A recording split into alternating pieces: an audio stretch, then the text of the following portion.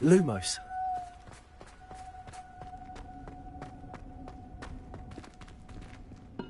I should investigate.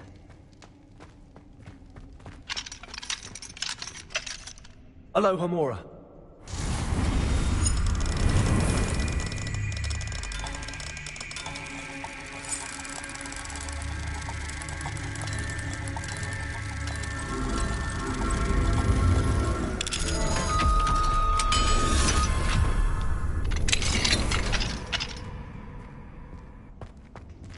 Lumos.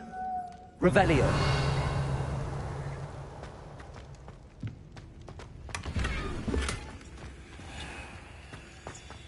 Lumos.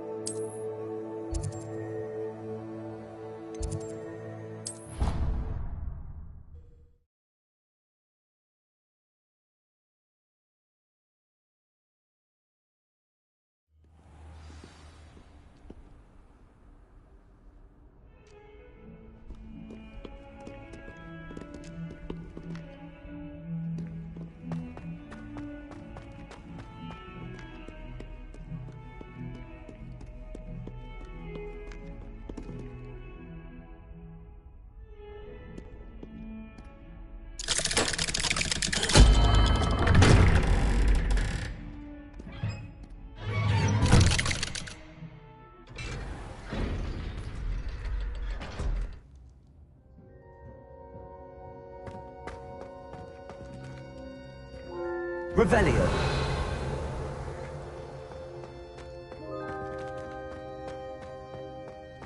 You'll never believe what I've learned.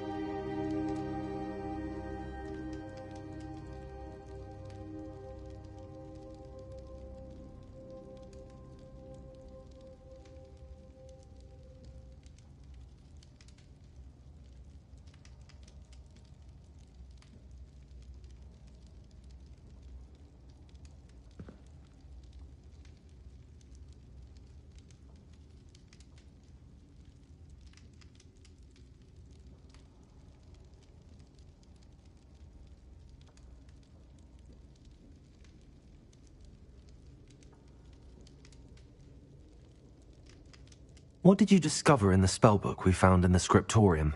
Salazar Slytherin's spellbook was a little difficult to interpret, but fascinating. Evidently, he encouraged teaching dark magic at Hogwarts. Neither the Imperious Curse nor the Killing Curse was unforgivable during his time.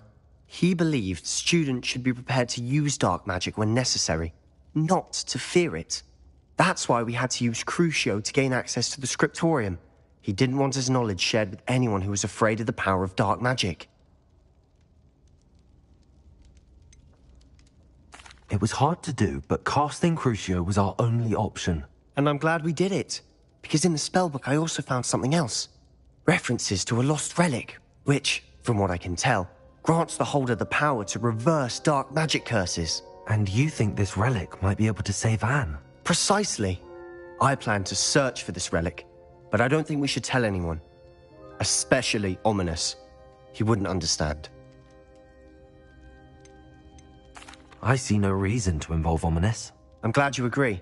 When I know more, I shall send an owl. And don't feel sorry for Ominous. Keeping this to ourselves for now is for his own good. I'll decide what's for my own good.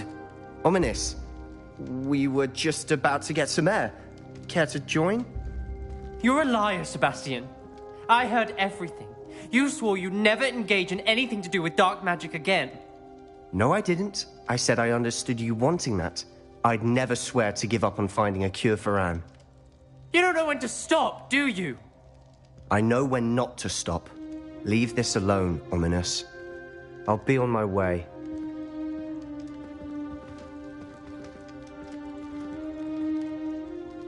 I am not letting this go. Ominous, Sebastian meant well. I know what I heard. You knew I wouldn't agree with this. Going after that relic is not a good idea. Sebastian doesn't even realize it, but he's as irresponsible and reckless now as his parents were years ago. It's why they died. I knew his parents died, but I never heard what happened. Mr. and Mrs. Sallow were professors. Spent nearly every waking moment in the cellar library. Noses buried in books. Anne and Sebastian were upstairs when it happened. They heard a sudden crash and ran downstairs, but it was too late. Their parents had crumpled to the floor. A defect with the lamp in the cellar caused the room to fill with an undetectable toxin. Sebastian and Anne were helpless. They had no magic yet. What a horrible story. It is. That's why I can't understand Sebastian's recklessness. I've practically lost Anne. I cannot lose Sebastian too. Please avoid anything to do with that spellbook. Those references in the book seem promising. Everything to do with Salazar Slytherin seems promising until it's too late. I hope Sebastian pursues this no further, but if you think he might, please let me know. It would mean a lot.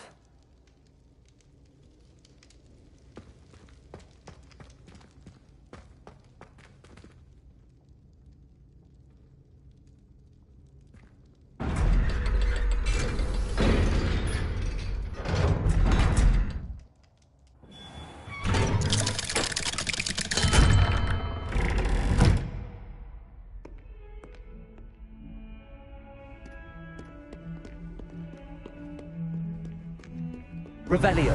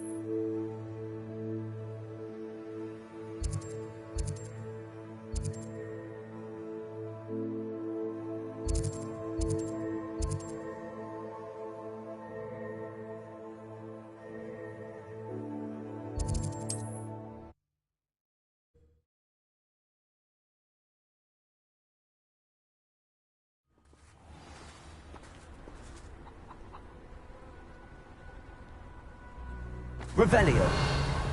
What are you up to now?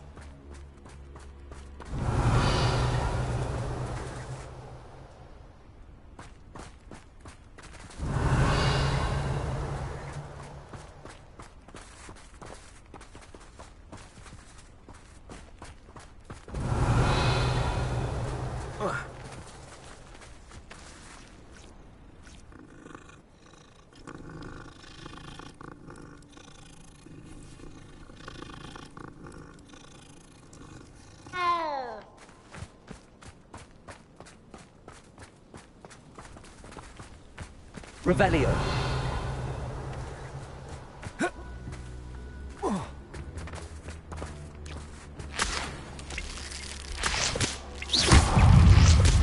Expelliarmus, Bombarda. Glacius. Confringo.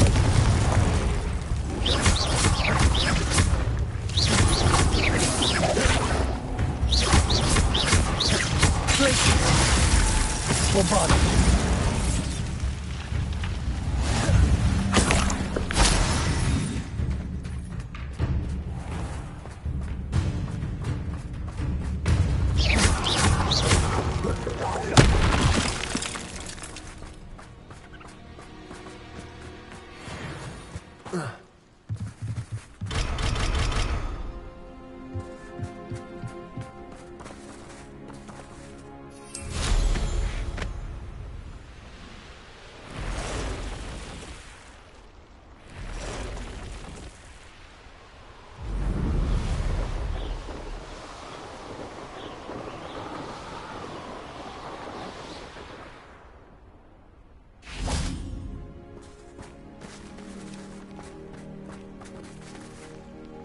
Revelio.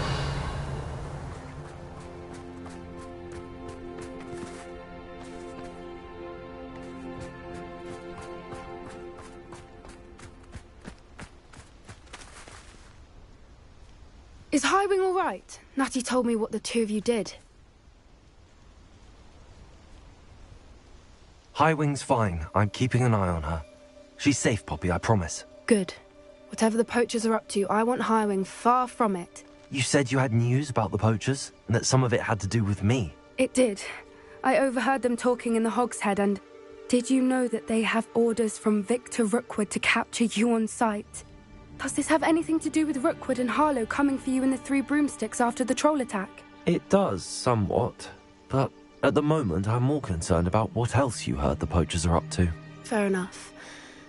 But I hope you'll let me know if I can be of help, especially after what you did for Highwing. Does the name Horntail Hall mean anything to you? I'm afraid not. Why?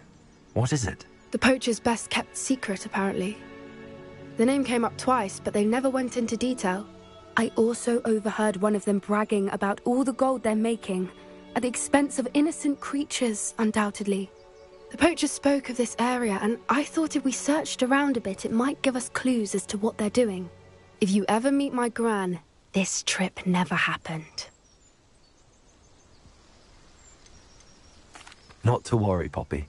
If I ever meet your gran, I shall not speak a word of this. I normally tell her everything. She might be my best friend after Highwing, but she knows how I feel about the poachers. I think she worries I'll do something ill-advised. Whatever gave her that idea? This way.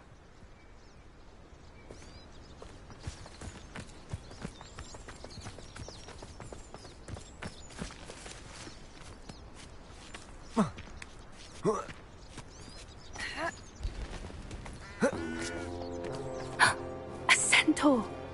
Tread carefully.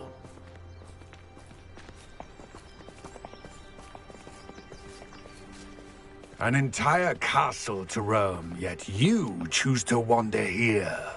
Please, we don't want any trouble. We're simply passing through. Do you take us for fools? That we do not notice more and more of your kind around here, in league with the poachers? We aren't involved with them.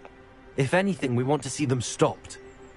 I hope for your sake that is true. Our kind is swiftly losing patience with the poachers and those they work with.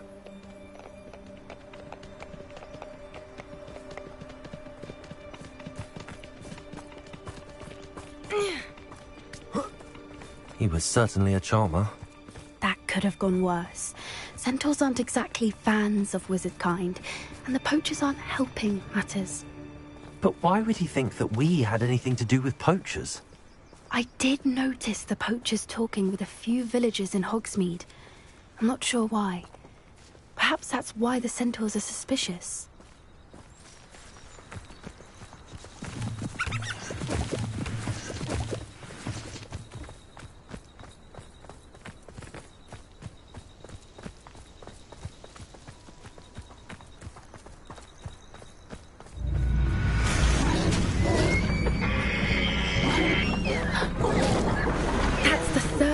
I've seen a dugbog behave that violently. It seems that a lot of beasts have been more aggressive than usual lately. I've noticed that too. It's almost like there's something in the water.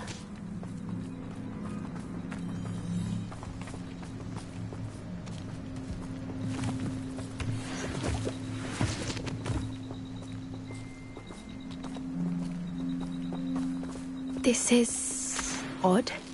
What is it? Not entirely sure. But look around. If the poachers were here, perhaps we can find out why. Revelio.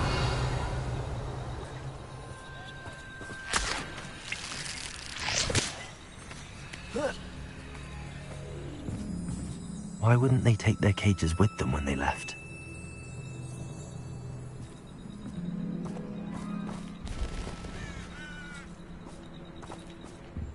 Pelts.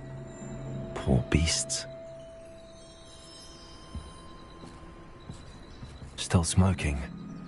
They can't have been gone long.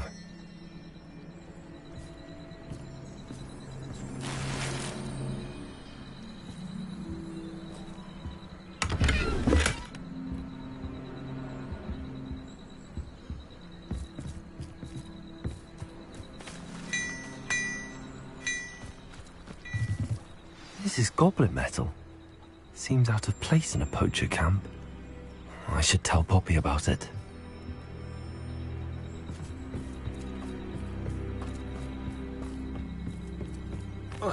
Anything interesting? Poachers were here. All sorts of evidence. But I found something else. It's goblin made. I found goblin armor. Let's keep searching, but carefully. Merlin only knows what's going on here. I don't have a good feeling about this. How do goblin and poacher interests align?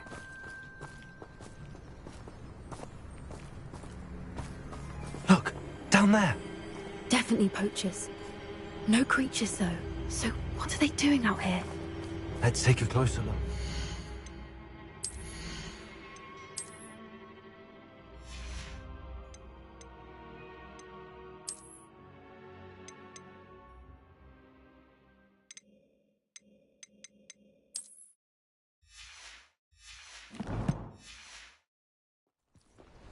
They won't be happy to see us.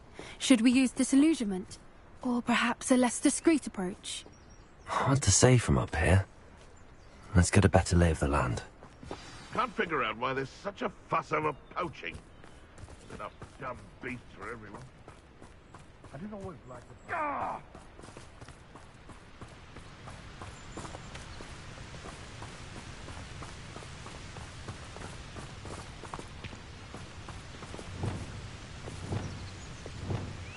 One foot in front of the next and quiet as can be. Why do I get stuck with these assignments?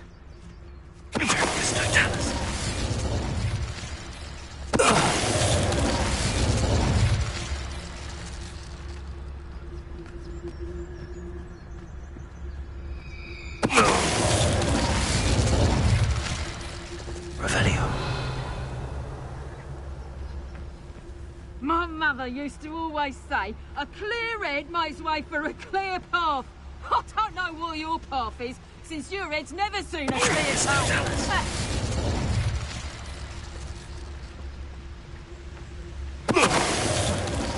Suppose it's worth a look.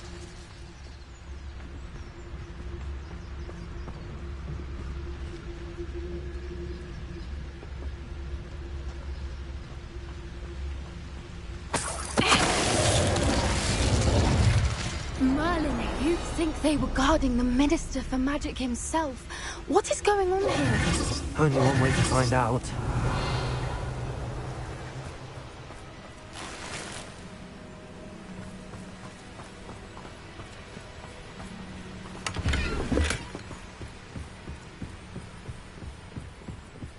Revelio.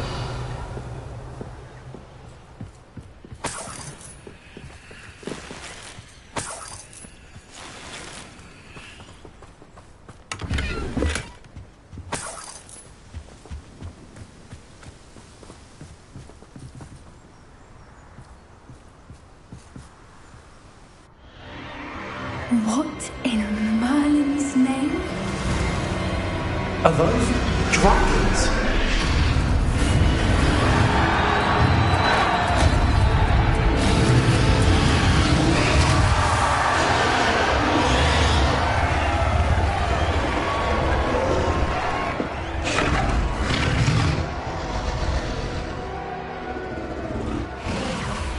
It's a dragon fighting ring. This is Hauntel Hall. The name makes sense now, and secrecy. No wonder the poachers were in Hogsmeade so much. Likely taking bets and spreading the word, given how crowded it is here. How could they possibly enjoy this? The centaurs have every right to be disgusted with wizard kind. There must be more dragons here. The poachers are far too greedy to run a fighting ring with only 2 dragons. We should take advantage of most eyes being in the fight and look around. But be discreet. You especially can't afford to be spotted.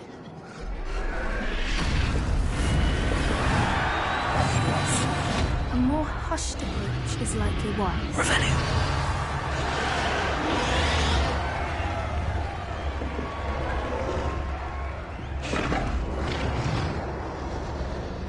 Don't know what Victor was thinking straight at the bar.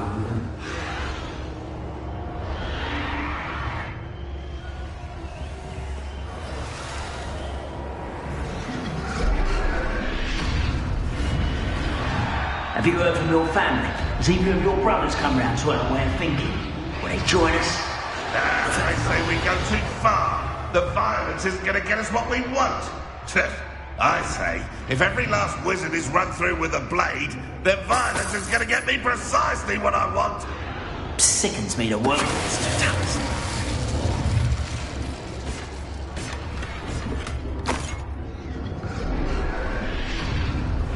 Revelio.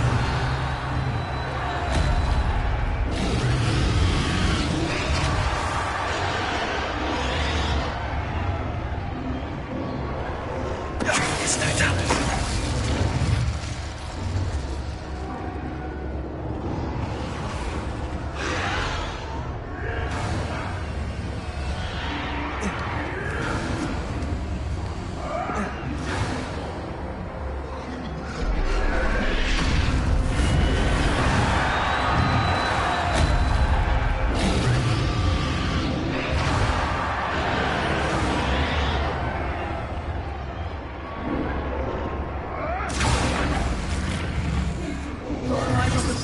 You can't.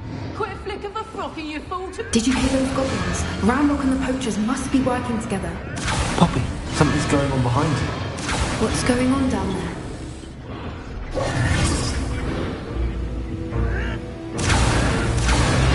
They must have only just captured her. She's putting up quite the fight. Not a fair one, though. Not with her chained up like that. Let's even her odds, shall we?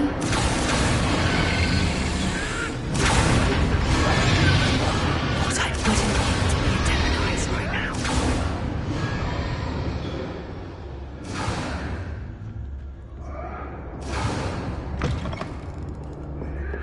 Look, they've got a dragon egg. Hebridean from the looks of it. We can't leave it here, not with the plans they likely have for it. Revelio.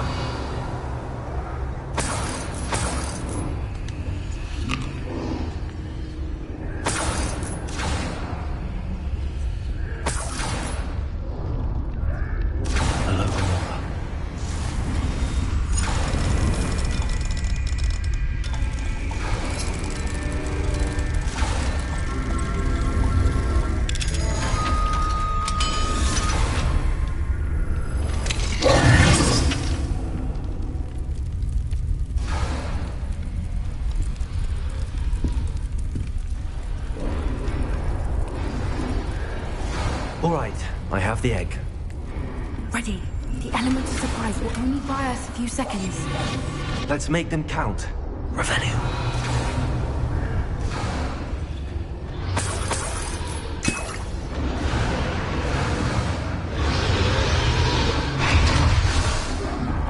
Careful! That rope one is dragon intact!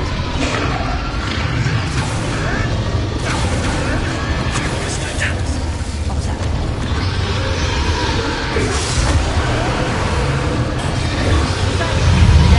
You'll get it out of here!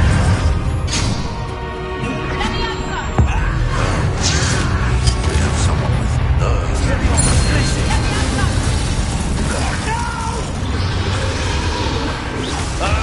Let's get it.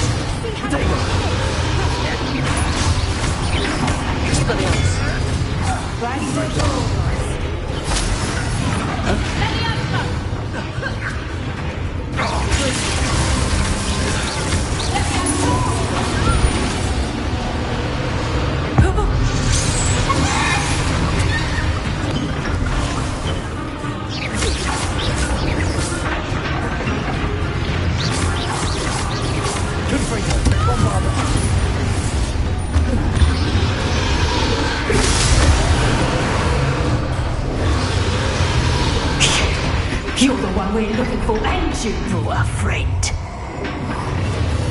You've made a mistake. I'll check your pockets after you're dead.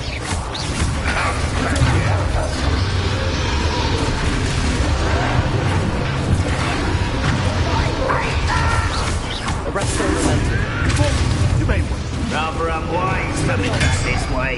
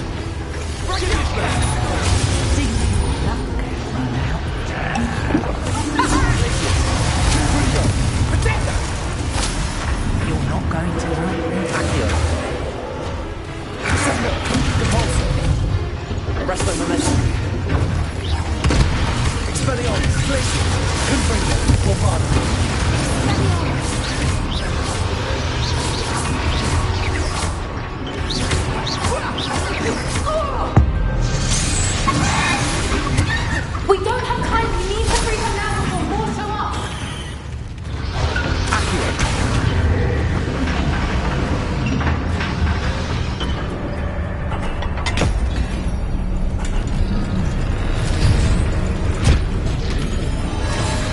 This may have been a bad idea. I suppose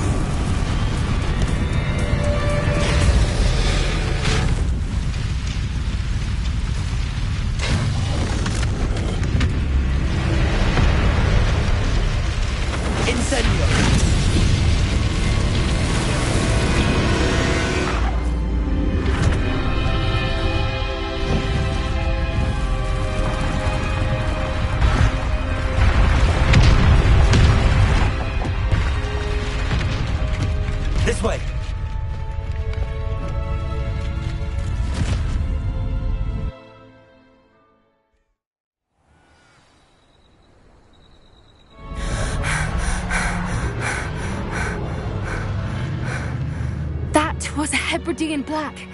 I'm guessing the egg we have belongs to that dragon. I don't think she knew they had her egg. She wouldn't have left without it. What now? She didn't exactly leave us a calling card. I don't know. Nothing about this day was expected. Not the goblins, and definitely not the fighting ring. The last thing I planned on was a dragon egg. And the poachers saw us, which cannot be good. Since the dragon we freed flew off, does that mean we get to keep the egg? I'd much rather we have it than the poachers, at least for now. But I don't think we should keep it indefinitely. It'll be hard hiding something like this from Professor Weasley for long. Should we expect trouble from the poachers, given the trouble we just caused? It'd be foolish not to expect it. They're not a forgiving lot. I'm sorry to say that you likely have a larger target on your back now because of what we just did. We aren't helping ourselves standing here. Let's get to safety. We can sort this out later. You're right. If there's anything the poachers are good at, it's tracking their prey. And right now, we're it. Be careful, won't you? I shall see you back at the castle.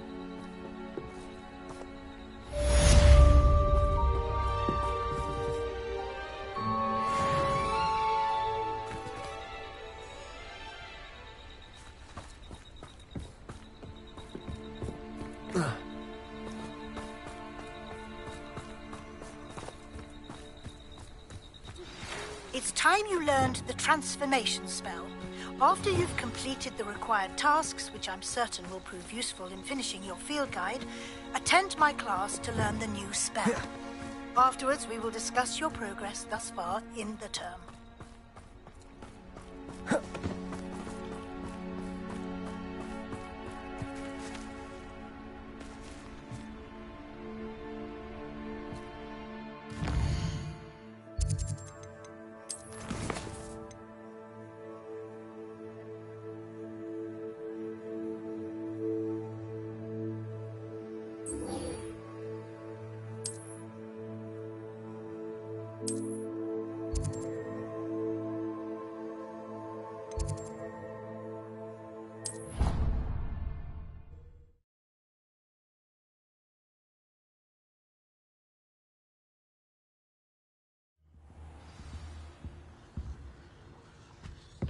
Revelio.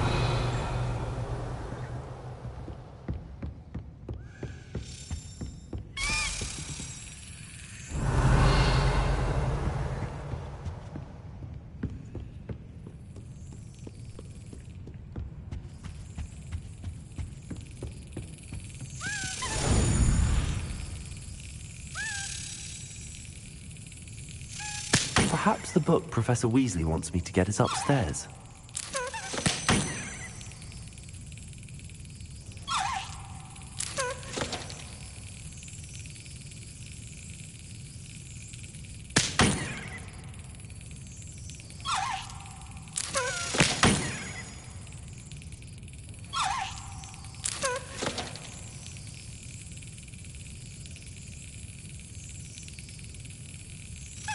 Brilliant.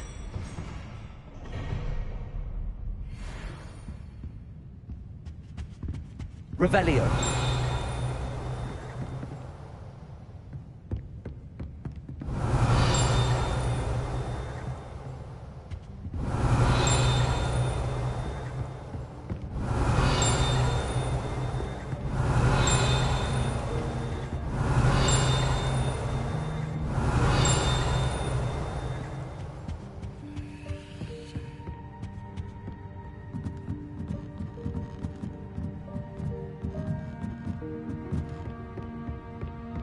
Revelio.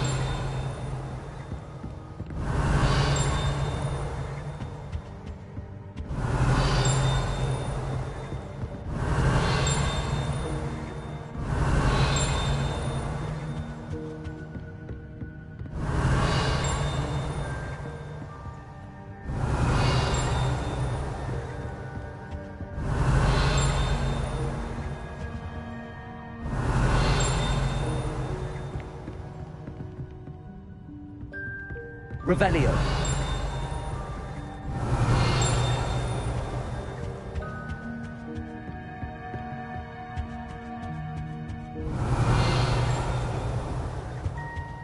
book Professor Weasley asked me to find should be around here somewhere.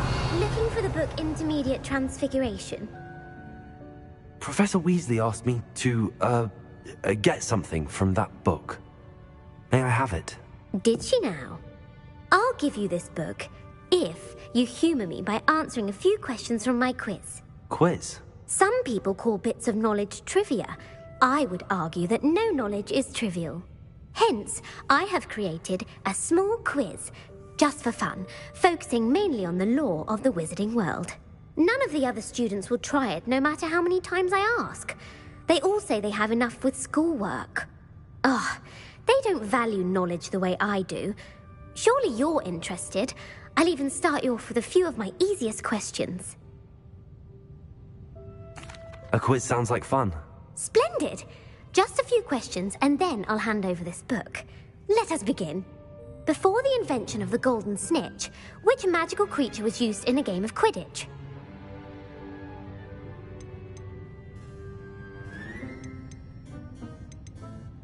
The snake bird. No. Incorrect. The answer was the golden snidget. The snidget was first introduced to Quidditch in 1269 by a wizard named Barbarous Bragg. Sadly, they're thought to be extinct. Next question. Which potion is commonly referred to as liquid luck? Felix Felicis. Well done. Since it makes the drinker temporarily lucky, Felix Felicis is a banned substance in all organised competitions. The tale of the three brothers involves which magical artifacts?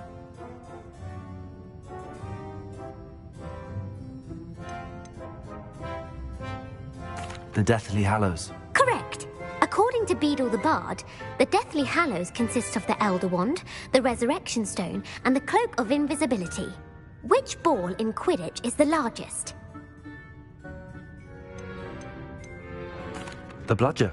I'm sorry, but the correct answer was the Quaffle. When a chaser throws the Quaffle through one of 3 hoops in a Quidditch match, their team is awarded 10 points. True or false? Polyjuice Potion allows the drinker to change species. False. Correct. While Polyjuice Potion can be used to change things such as age or race, it cannot be used to change species. Well, I suppose this has gone on long enough. I'll put the book back on the pedestal now. If you're inclined to test your knowledge again, I have plenty more questions I could ask you.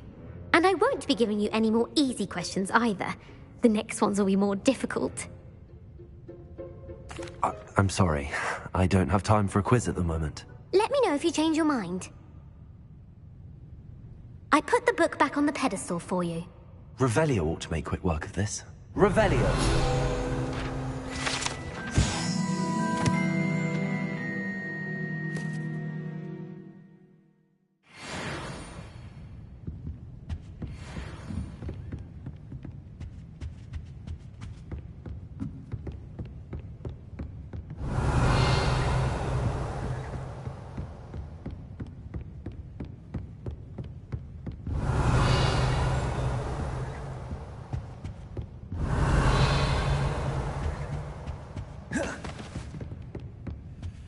Revelio.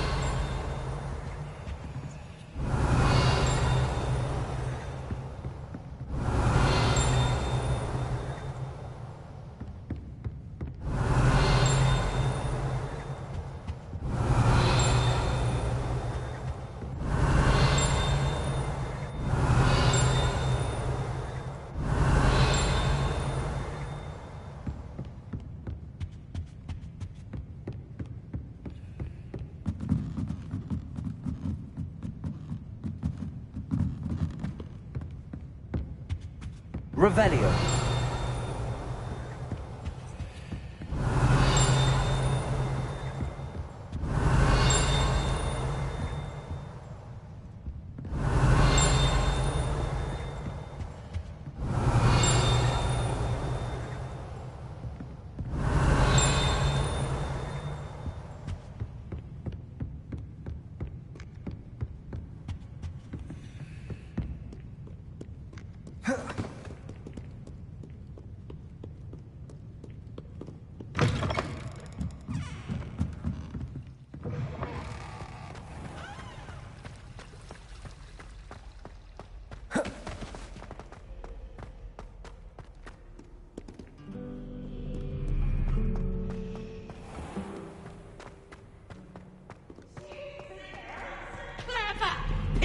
game's the best one ever!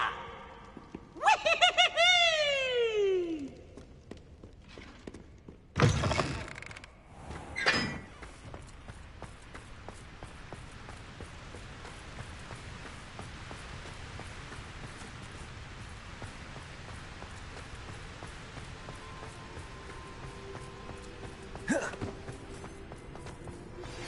My mother would like to speak with me. I believe she has learned about some of what we've been up to. I'm hoping Revelio. you are there. Can we meet at the Three Broomsticks? It may finally be safe since we rescued the dragon from Horntail Hall.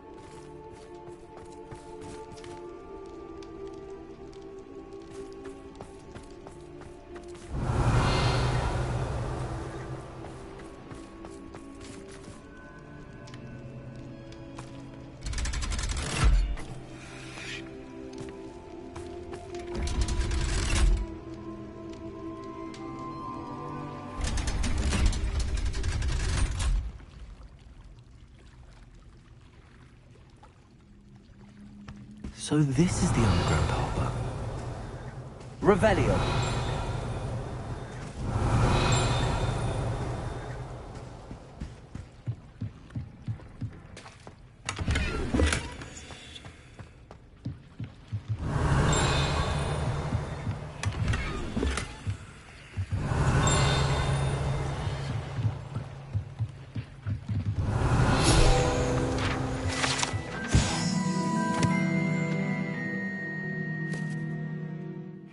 Professor Weasley's tasks are complete.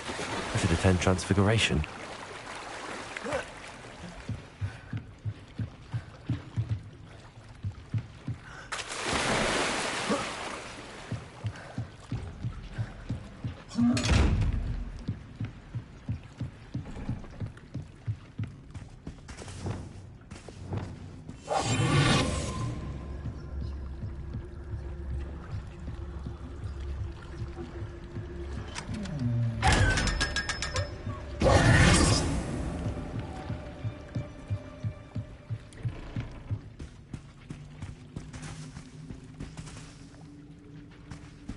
Revelio.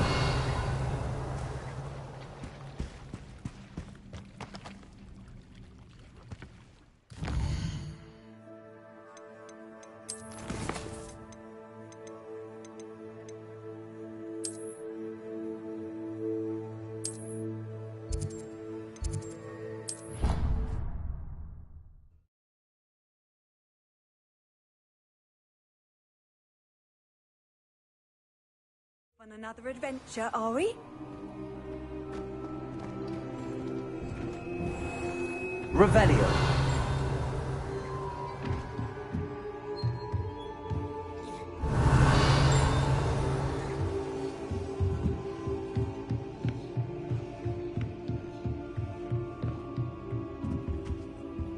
Aloha Mora.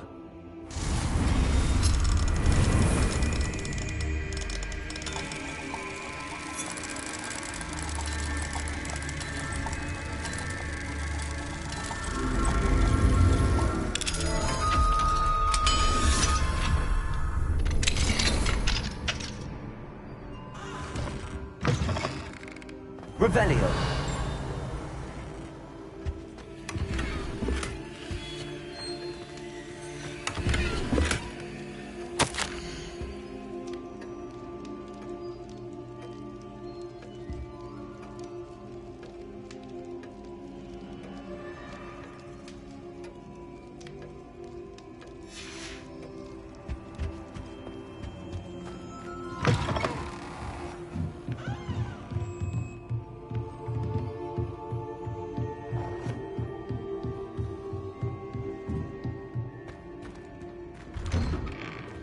Revelio.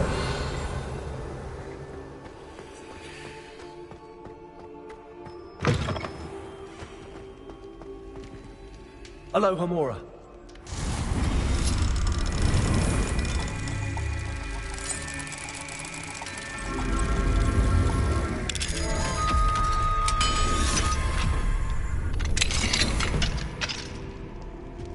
Revelio.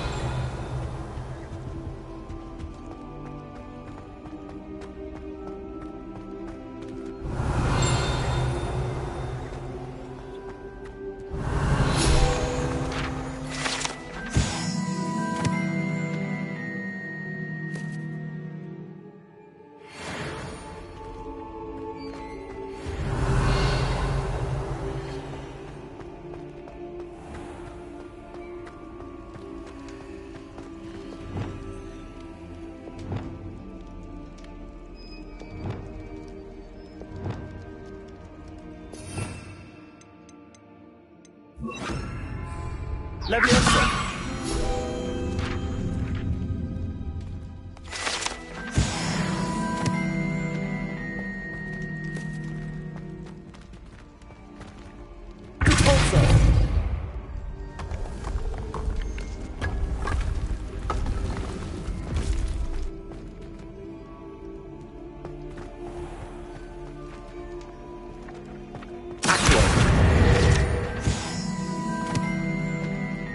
Alohomora.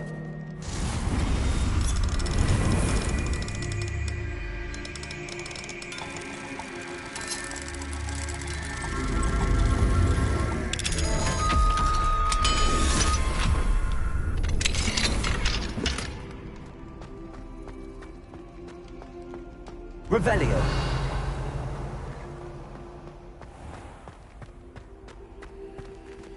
Alohomora.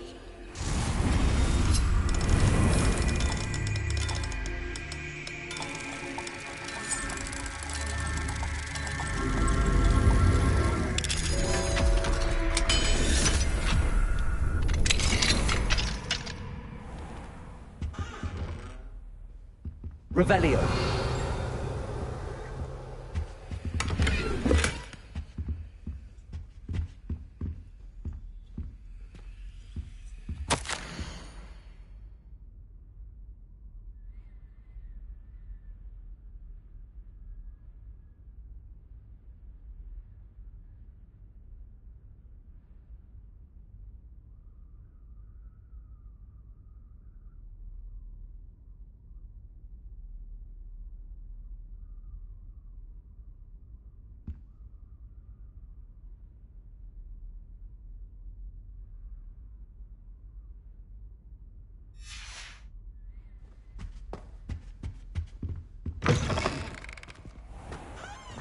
Revelio.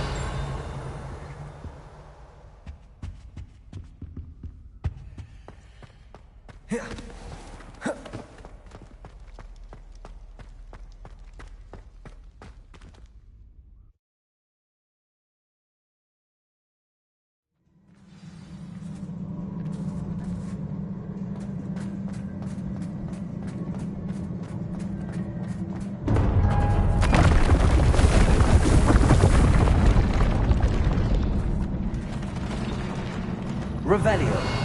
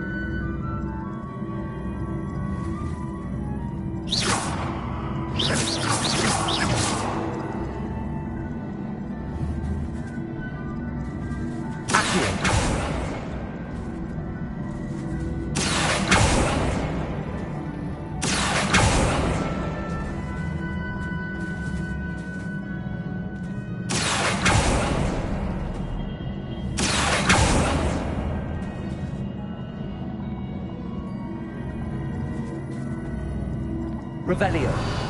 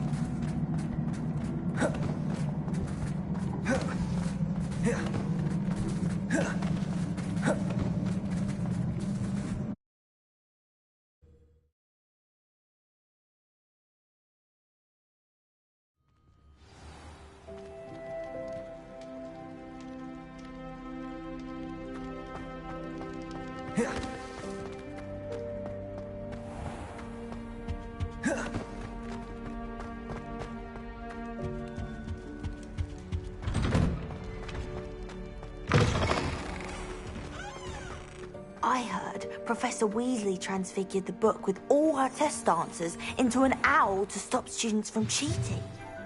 Taking owls a bit too literally, if you ask me.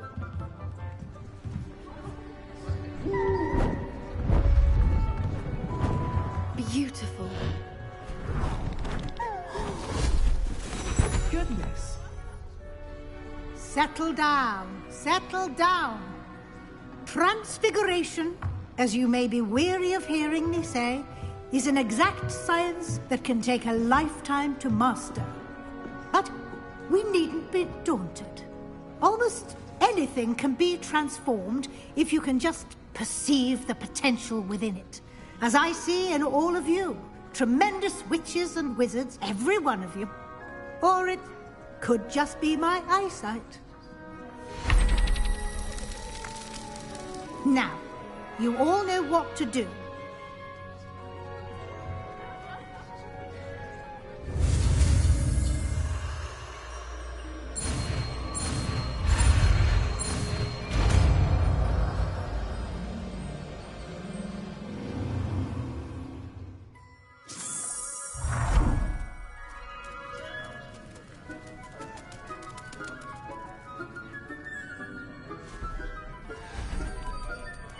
Beautifully done.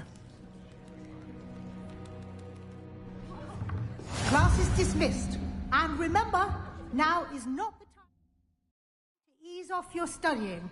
OWLs will be here before you... I haven't been called Puffskein Dunking once since you brought me that venomous tentacular leaf.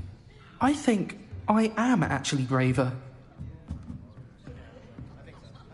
You wanted to discuss my progress so far this term, Professor? I did. You seem to have had no trouble in getting up to speed. And frankly, excelling in your schoolwork this year. Thank you, Professor. The extra assignments have been helpful. As I suspected they would be. Now, it seems you've been making excellent use of the opportunities presented by your field guide. Of course, the guide isn't the only measure of success. Deke tells me you captured a unicorn and brought it back to the Room of Requirement. Protecting so rare a beast is an accomplishment of which you can be quite proud. Thank you, Professor. I will say I'm especially impressed with all you've accomplished in light of the rumors of your extracurricular activities. Were your meetings with Professor Black's house elf and exploration of various caves down by the lake connected in any way to Professor Fig? Professor Fig has encouraged me to explore when I can in an effort to complete my field guide. I see. I admire your penchant for learning, but do remember that your classwork and field guide are designed to educate you thoroughly. It'll be the end of the year in no time, and you'll want to be well prepared for your OWLs.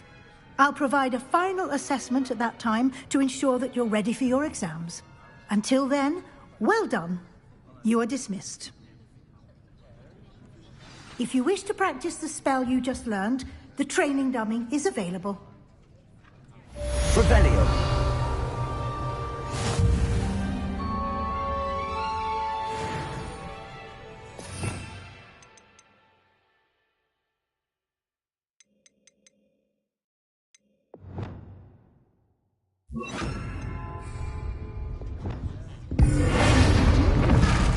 Glad to see you are paying close attention to the transfer. Since our visit to Feldcroft, something dawned on me about the triptych. Meet me at the Revelio. Forest, and I'll explain. My plan with the helmet failed, but I have another idea. I think we may be able to find what we need at a goblin mine south of Hogwarts. Meet me there, and bring someone who speaks gobbledygook. I remember our meet mentioning something about gobbledygook.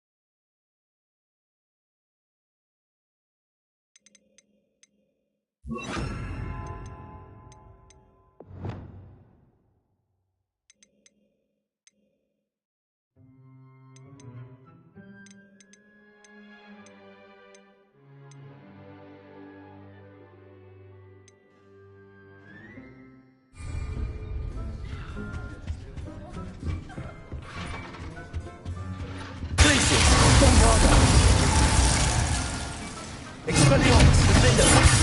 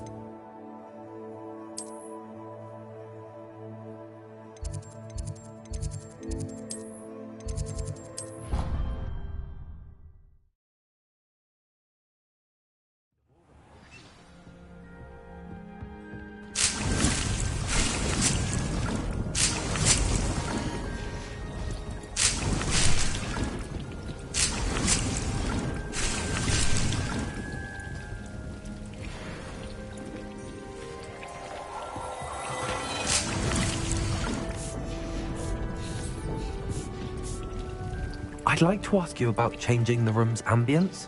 Of course. What sort of overall look most appeals to you?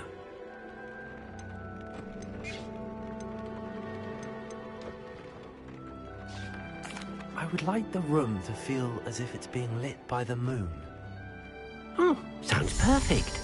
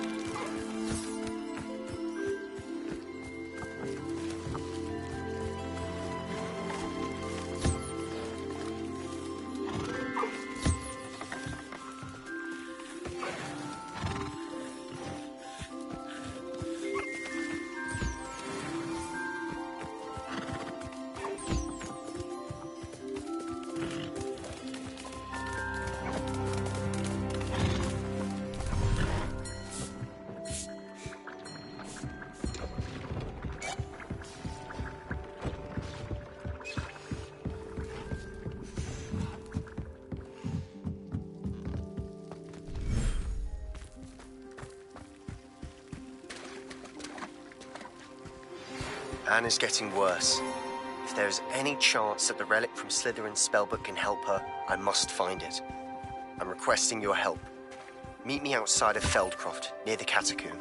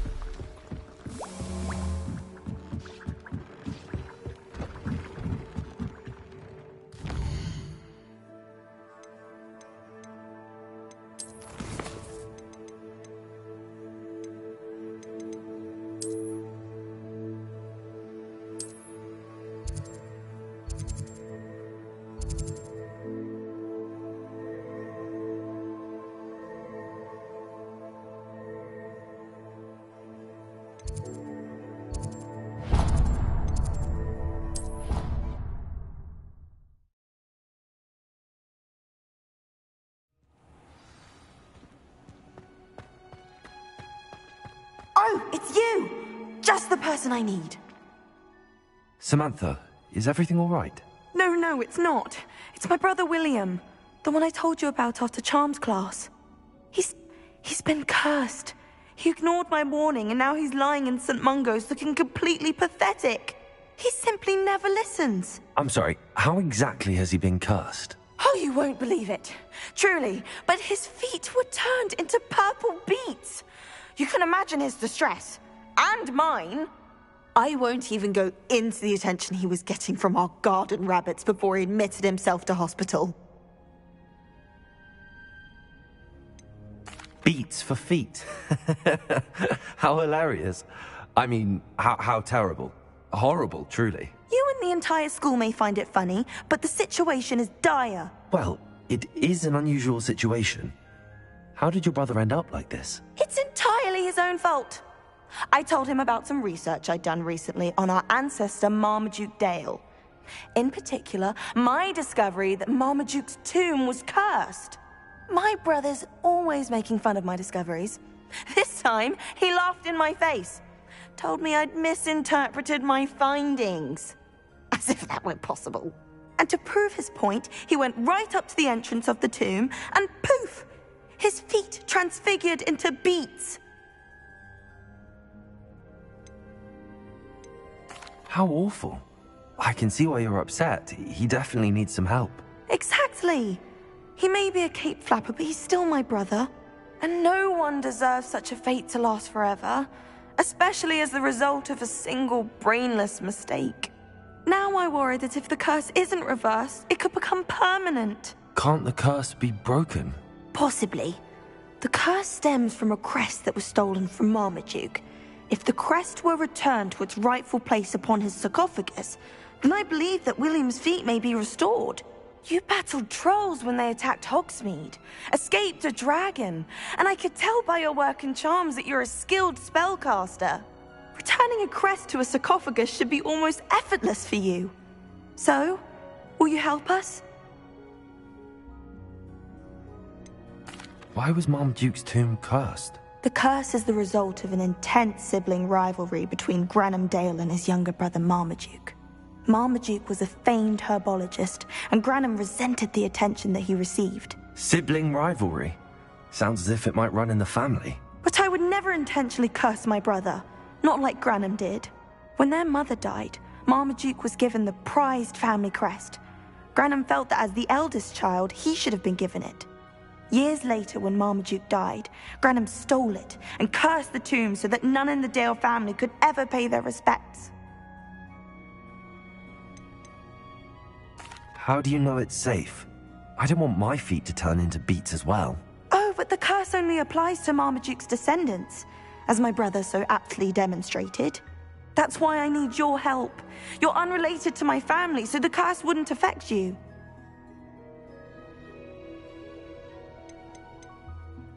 Why is your ancestor so well known? He discovered the properties of several magical herbs and plants. He also uncovered numerous types of flora. The wizarding world owes him a great debt.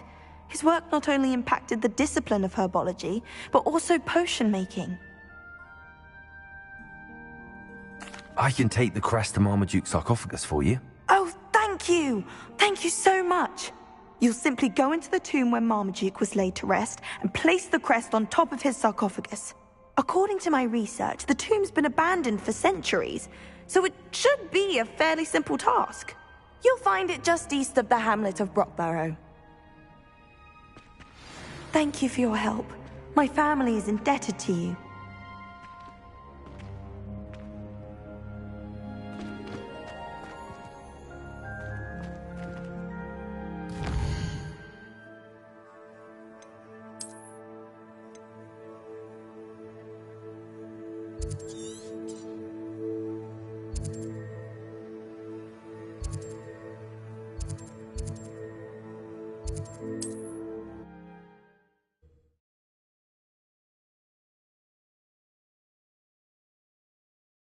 I need to find the tomb near Brockborough and place Samantha's family crest on a sarcophagus there.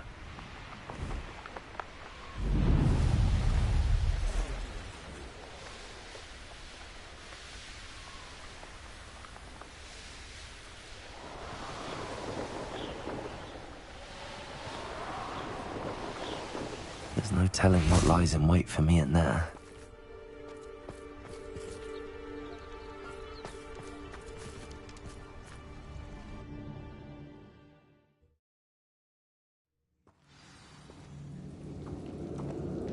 Revelio.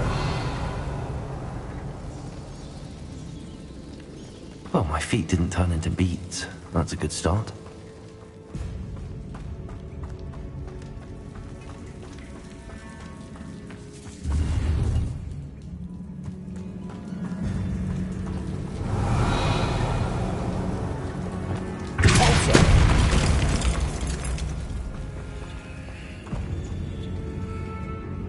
Should have known a herbologist would use Devil's Snare.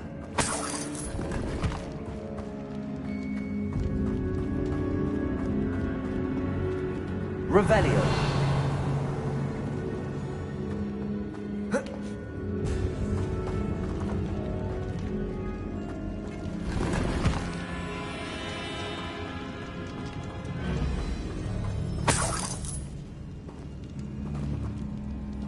Incendio.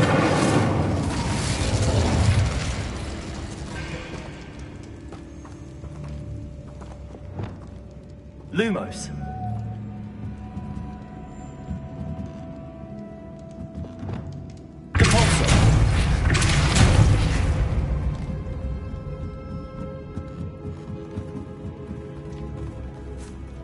Revelio.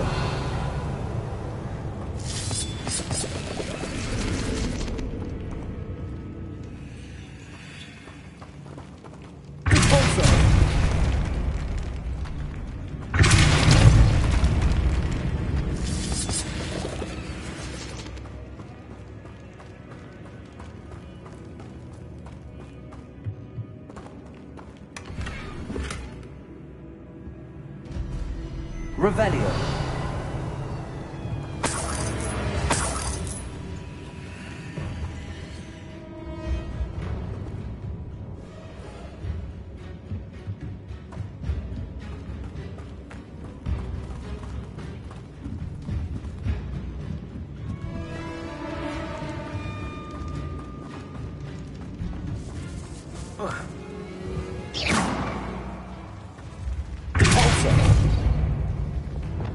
Lumos.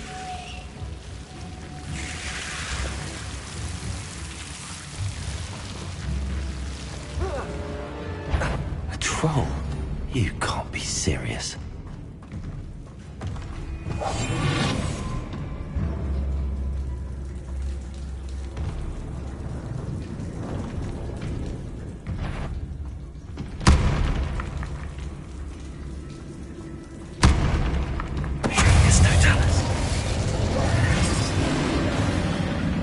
Expelliarmus. Glacier. Defender.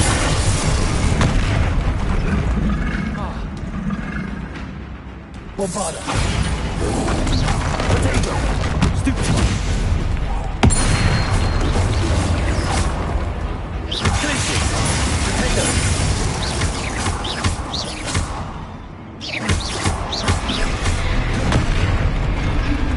Glacier. Bombarda.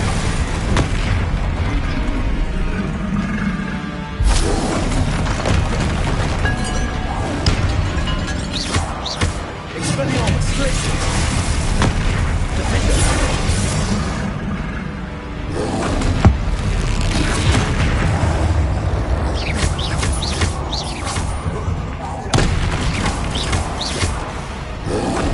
Potato.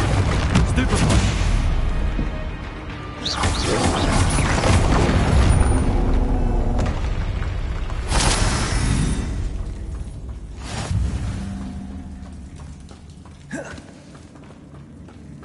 Revelio.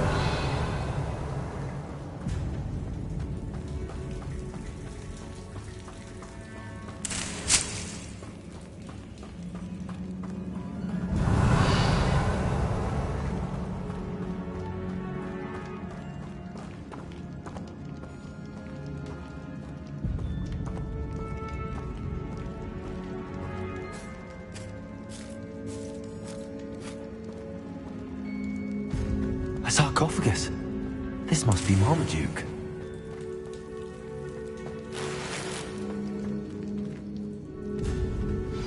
should reverse the curse. Hopefully.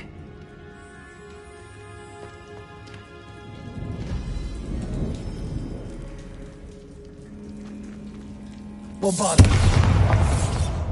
Revelio.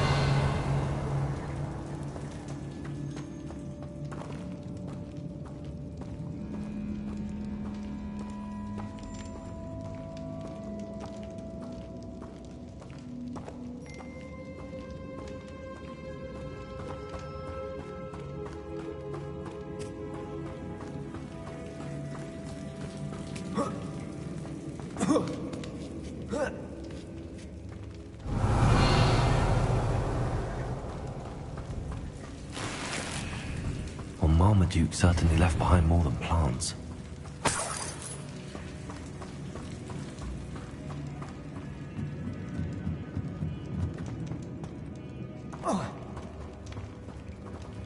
Revelio.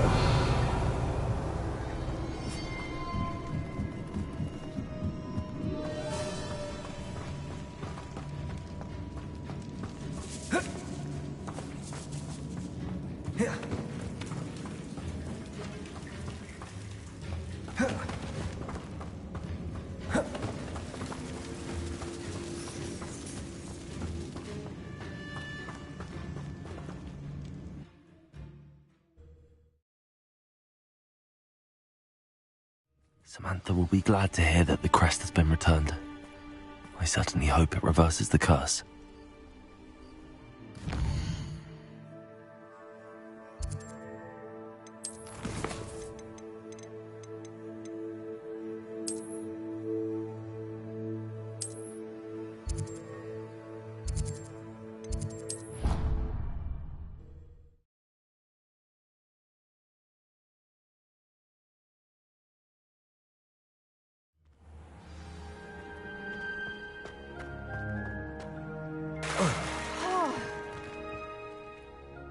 I'm happy to tell you that I returned the crest to Marmaduke's sarcophagus just as you asked. I thought as much. I received word from St. Mungo's that my brother's feet are back to normal. No more beats. Oh, I cannot thank you enough. It wasn't too much trouble, I hope. Well, there was a troll in the tomb. A troll? Oh dear, I'm so sorry. That's awful. No one has been in that tomb for centuries. But I can't say I'm surprised. Marmaduke seems to have been full of surprises. Indeed he was. Well, I suppose I should be going. I'm anxious to see my brother, who must be elated to have his feet back. Of course. I certainly would be. William and I are forever in your debt. Thank you again for what you did. My brother's doing well, thanks to you. And he listens to me now. Turns out. Here.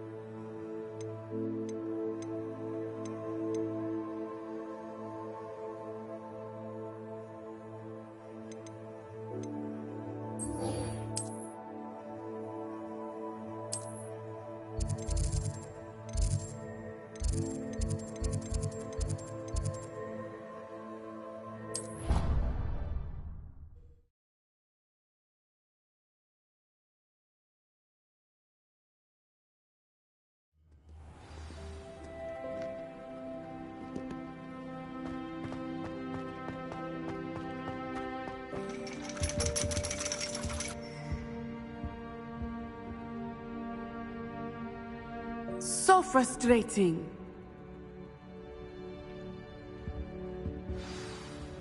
You wanted to speak with me, Mother?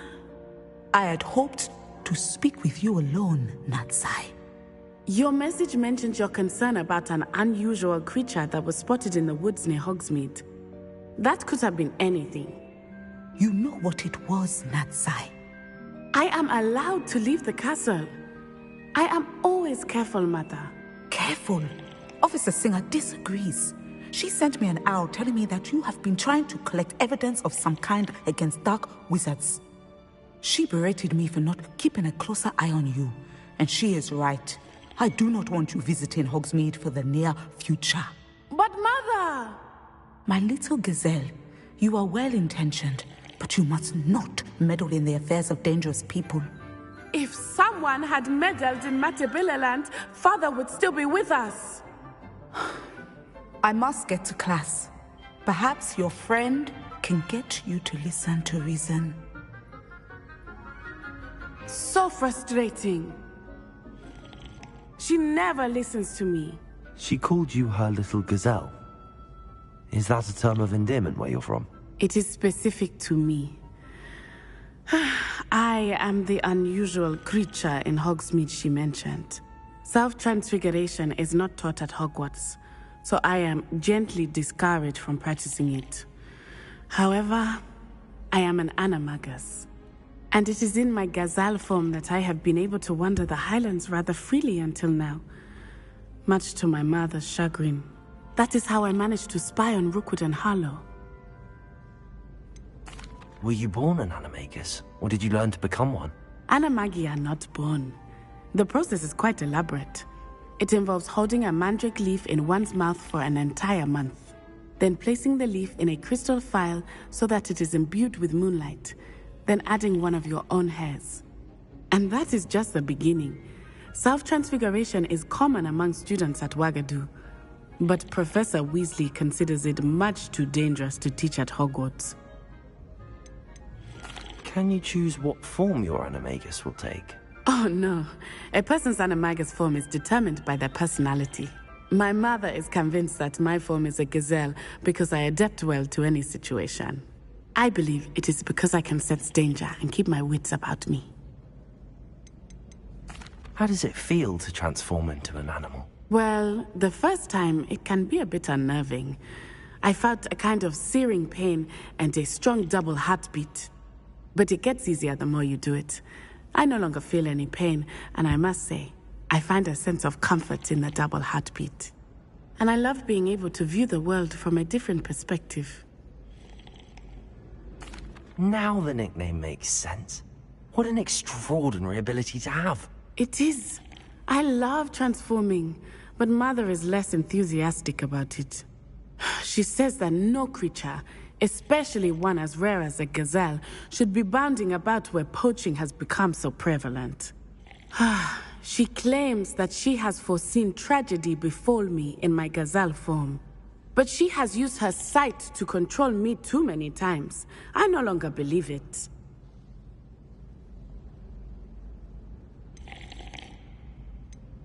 She's concerned for your safety. It may be best for you to stay away from Hogsmeade for now. That may be safe, but I do not believe that it would be best. Do you? You could have fled the moment you discovered that Rookwood, Harlow, and Ranrock were after you, but you did not. I choose to act as you have. I must deal with Rookwood and Harlow, not hide from them. My mother cannot know where I am all the time. Thank you for being here during that rather awkward conversation.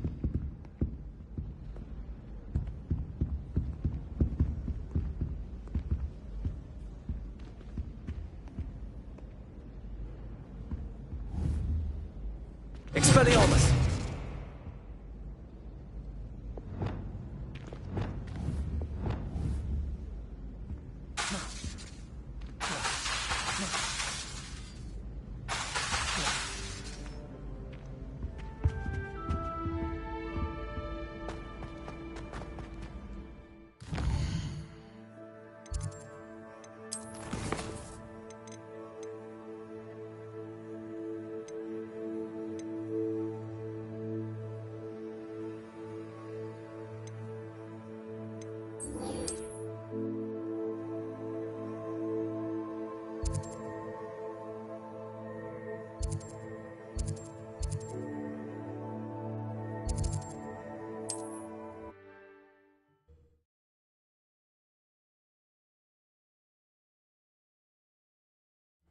Mysterious and a bit unsettling. What to do? You're here. Good. Sebastian, that relic you mentioned... I believe one of Slytherin's students stumbled upon the relic during an assignment to study sarcophagi in this catacomb. From what I read in a report by the student, they weren't permitted to take it with them, so I must assume it's still here. As I mentioned earlier, this relic grants its holder the power to reverse dark magic curses. If it's in this catacomb, I have to find it. For Anne. I need to see her. I'd be interested to know what else the student discovered. Have a look. Unfortunately, there's no name on it, but I suspect if it was important enough for Slytherin to stash in his spellbook, it's worthy of further study. I'm ready to explore the catacomb. Perhaps we can visit Anne when we've finished. Perfect. By the way, Ominous has been asking about you. You didn't tell him what we were doing, did you? I didn't. I promise. Good. Ominous would be livid if he knew what we were about to do.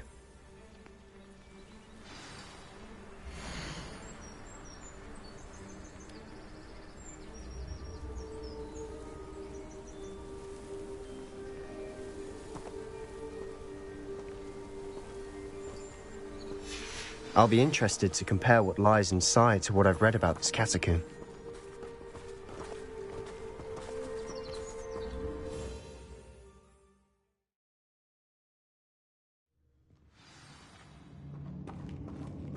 I'm sure that foul smell is the scent of success. Try not to lose your nerve just yet.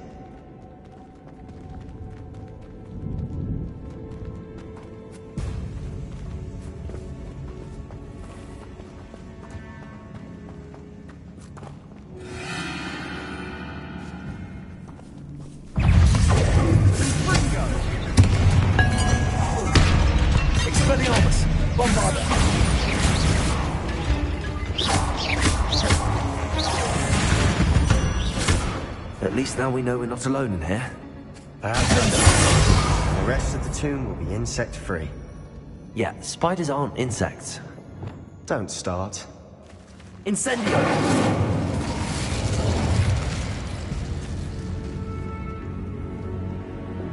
Bombarda! Expelliarmus!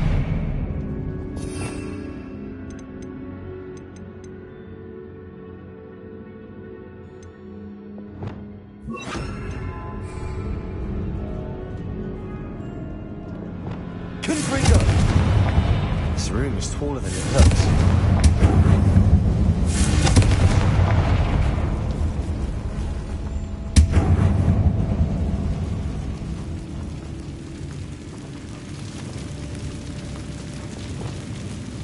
Wingardium Leviosa. I'd wager the sarcophagi can be opened.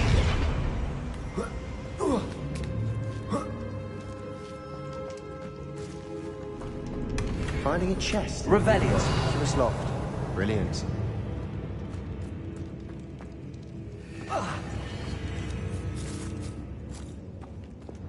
Bombarda.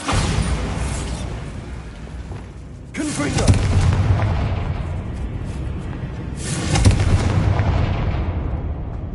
Accio.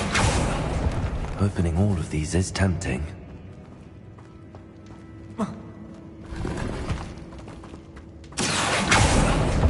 We're here for a reason. I'd say opening them all is justified.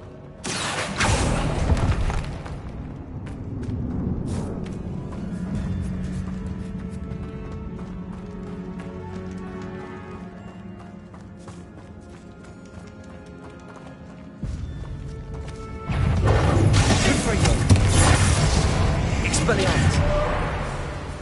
Bombarda.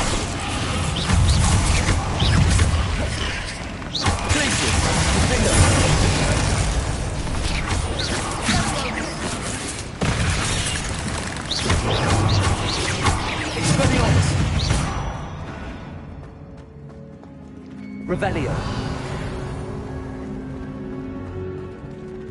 Accio.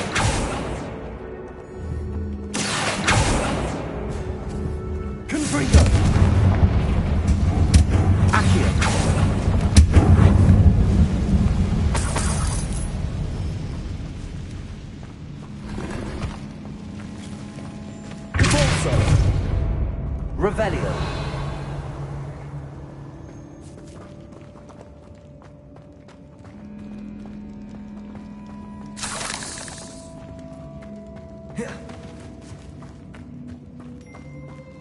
Watch your step. I nearly slipped there.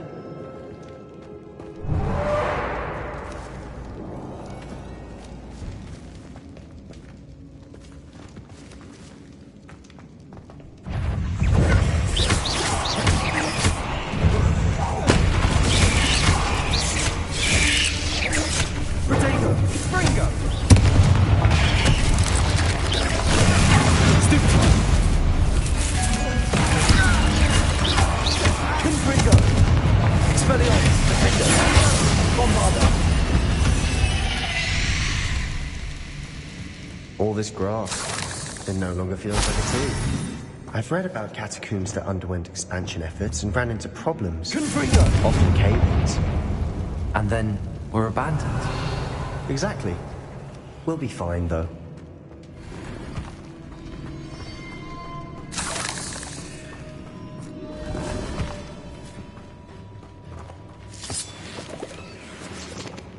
Revelio.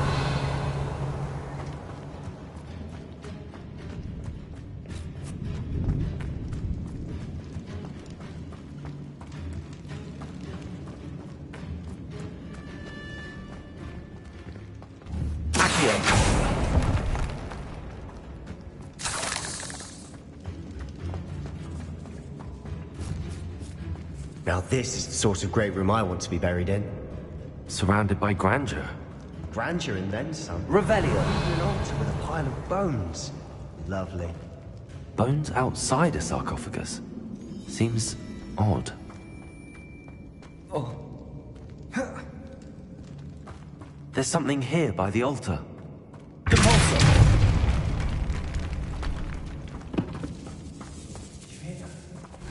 We're in a tomb. I assume eerie sounds come with the territory.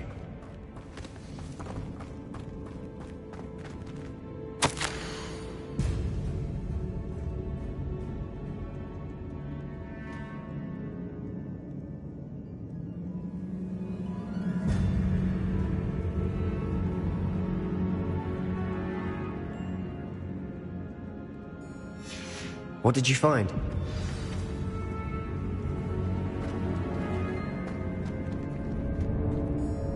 Looks like part of a student's diary. It mentions plans to return for the relic, and conjuring barricades using bones. Of course. The student's summary referenced a space beyond the Great Room, which means this can't be a dead end. Let's divide and conquer. You work on sorting out the bone barricades, I'll look around and see what we missed. Hold on to that diary entry. There may be more to it. It does mention something else. It says their next assignment was learning the Imperius Curse. Really? Interesting. We need to focus on moving beyond this room. But let me think for a moment. Do you think the pages were left here on purpose? Slytherin mentioned a student who excelled in charms and always carried a satchel stuffed full of notes. They might have been left on purpose, or the student may have simply dropped them. Of course. I'll start to search for those barricades. Brilliant. There's more to this than even I imagined. Look, bones stacked oddly on either side of this archway. Leave no stone unturned. Or in this case, no bone. That's a lot of bone, Latin.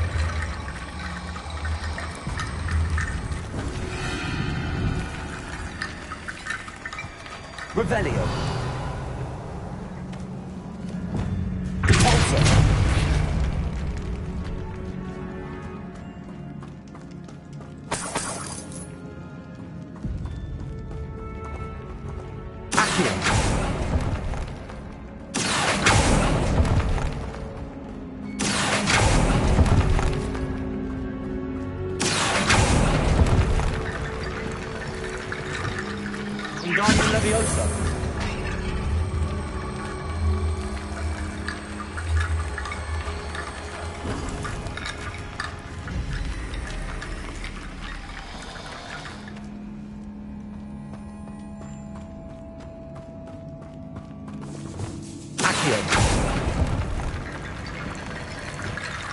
Wingardium Leviosa.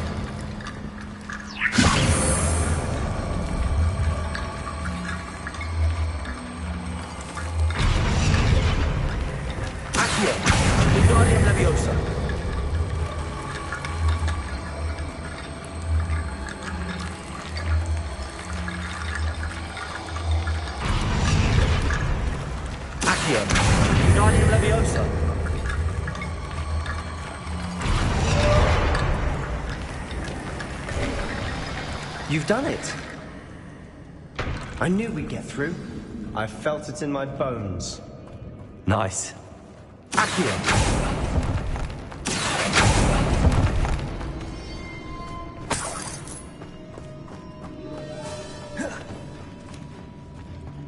Revelio.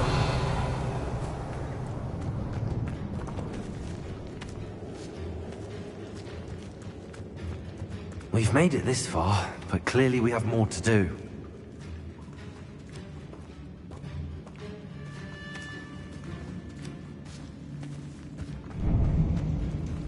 Accio!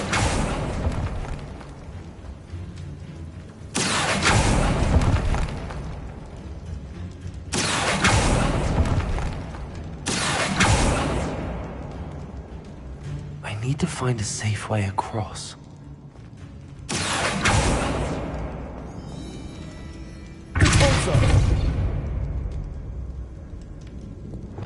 Lumos.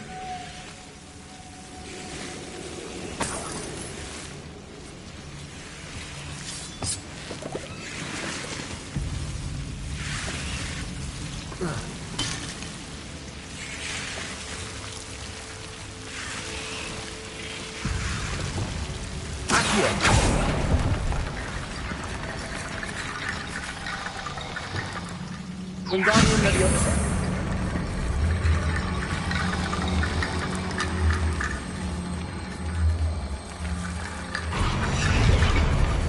Lumos. Wingardium Leviosa.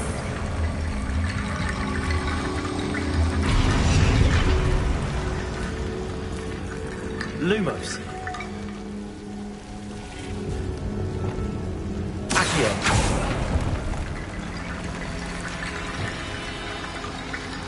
Lumos.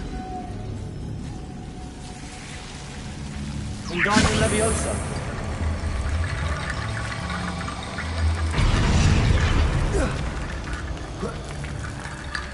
Rickety bone bridge complete.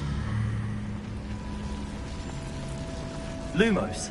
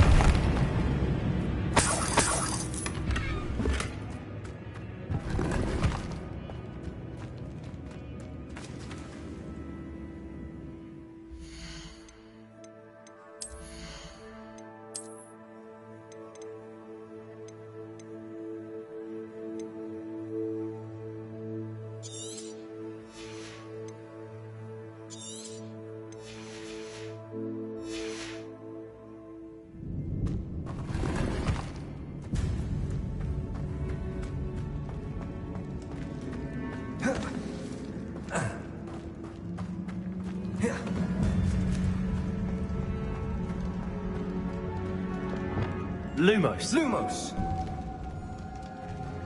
Before we trudge on further, I've just realized something. The student's diary mentions the Imperious Curse. I wouldn't be surprised if we're going to need it here. It's an unforgivable, but useful when you're outnumbered. Places the victim completely under the caster's control. So, if you'd like to learn Imperio, I can teach you. Where did you learn the Imperious Curse? I taught myself. Don't tell Ominous that I've told you. It's not exactly something I can brag about, but it may come in handy. I think you ought to know it. Shouldn't I know more about what the curse entails? Remember the blasting curse? Same idea, except when it comes to unforgivable curses, your intention has to be clear. You have to mean it. It's probably wise to know the spell. I couldn't agree more. A spell that could save your life shouldn't be unforgivable. You have a lot at stake. You have an ability that evidently no one's seen for centuries. Focus your wand movement. It's not an easy spell to master.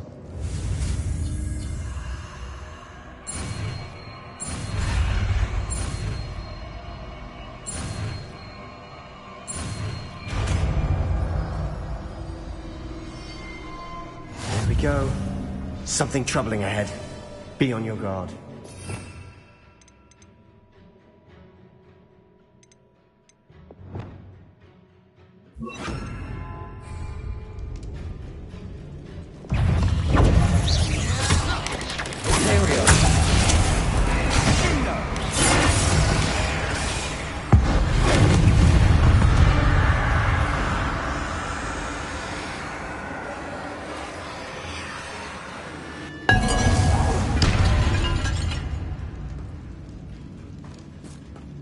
Revelio. Compulso. Another barricade. Considering how well you did on the last one, this should be a cinch. How gracious of you. I try.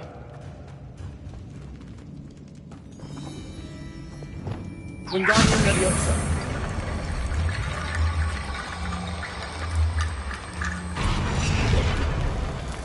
Accio. Wingardium Leviosa.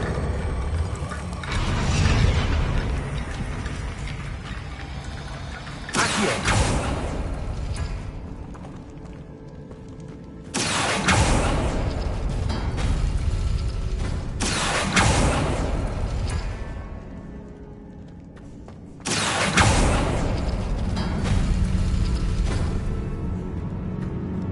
Revelio.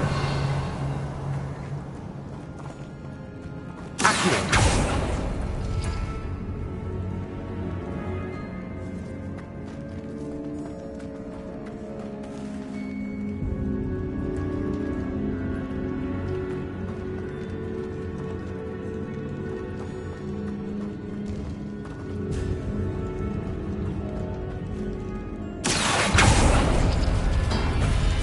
That worked. Keep going. Wingardium Leviosa. Lumos. Lumos. Accio. Wingardium Leviosa.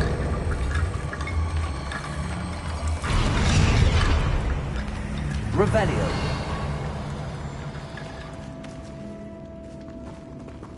Accio.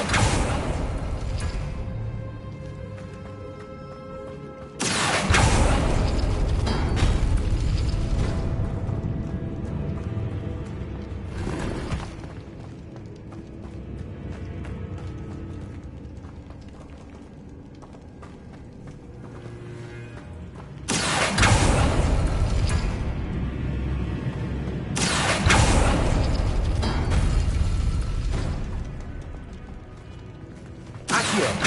Wingardium Leviosa.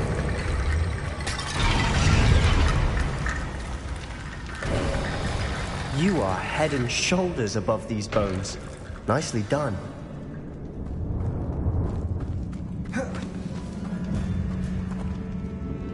Revelio. Confringo.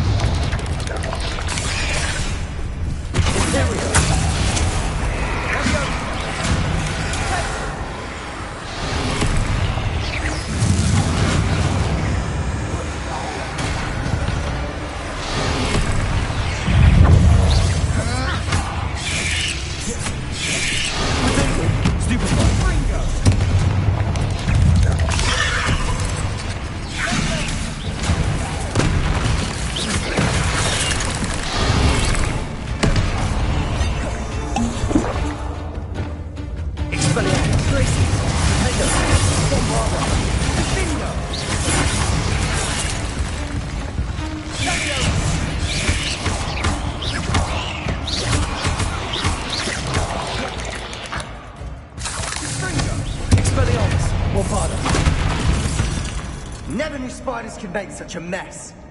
Bit dramatic, isn't it?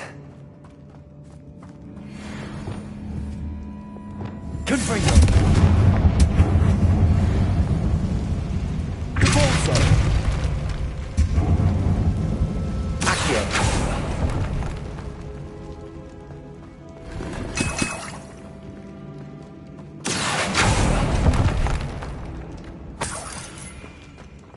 Revelio!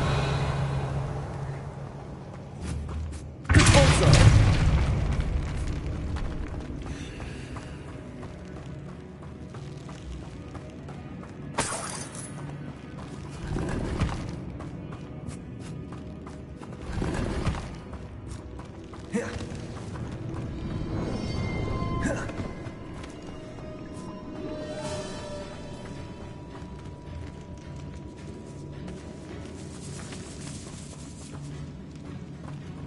This catacomb has suffered decay, just as the student's summary described. I doubt anyone's been here in quite some time. Lumos. Lumos.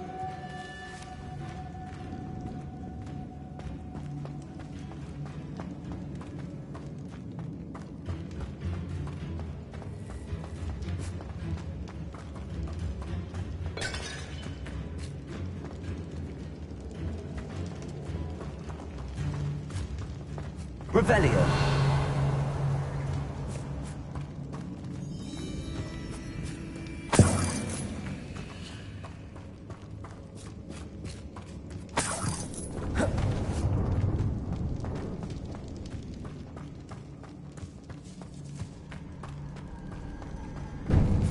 Lumos. Lumos.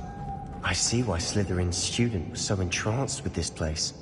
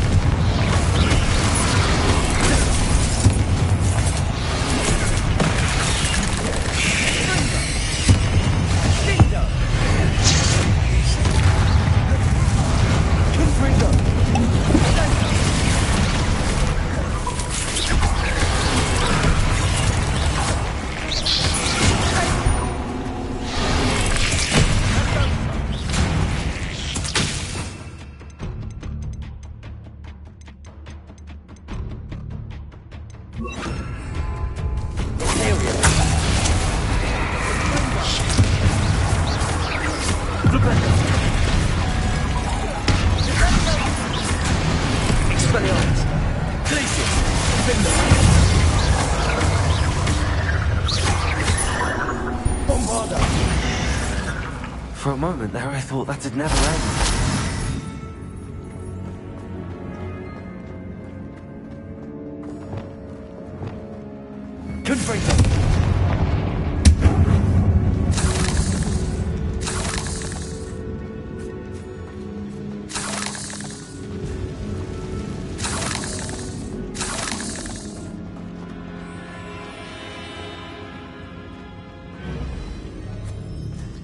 Dead end. Blood. All that for nothing.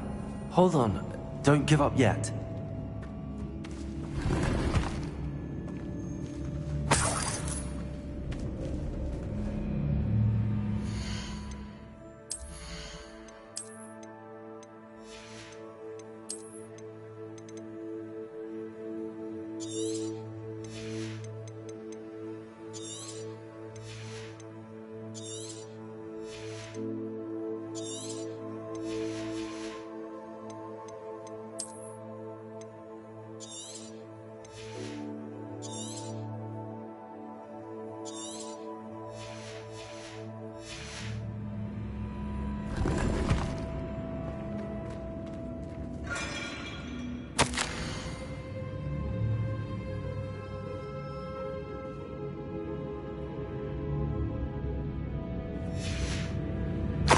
Sebastian! The relic!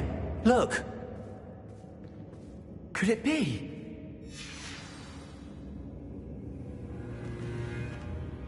The note and rendition of the relic. It matches.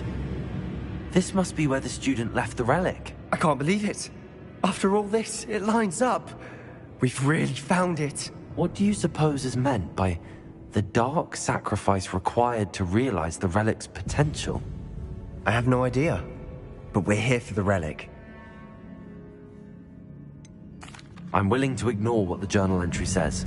We're taking the relic. Agreed. This is meant to be. For Anne's sake, I'm taking it.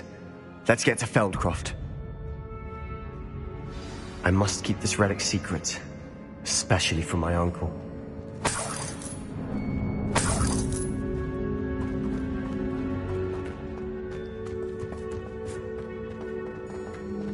Is that ominous? Ominous. The sounds we kept hearing. It was you. You gave me no choice. I had to follow you. Sebastian, please, leave the relic alone. We can find another way to help Anne. I'm sorry, Ominous, but I'm taking it. No, you're not. If you won't put it back, then I will. Hold on, both of you. Sebastian, please, take a step back. Fine, but Ominous knows I won't step back from a fight. Can't believe this.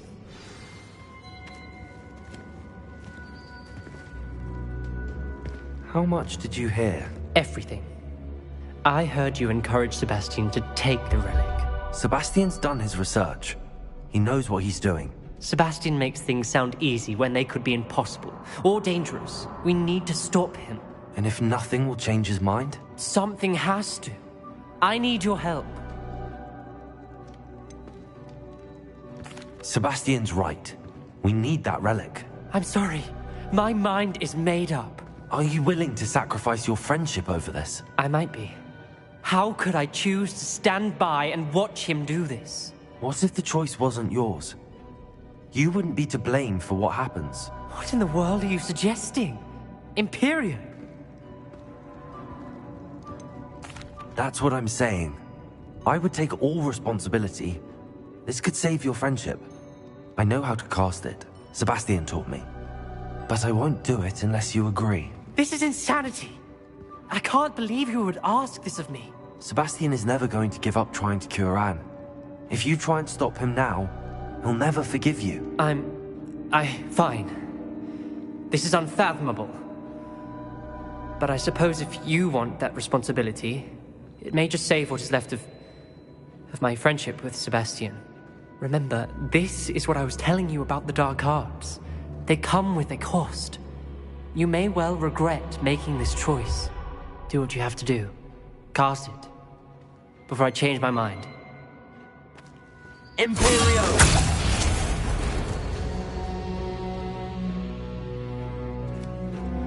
Step aside, Ominous. Stay in place until we're out of sight. I will. Sebastian, come on. What did you do? Imperio. It was the only way to get out of here without a fight.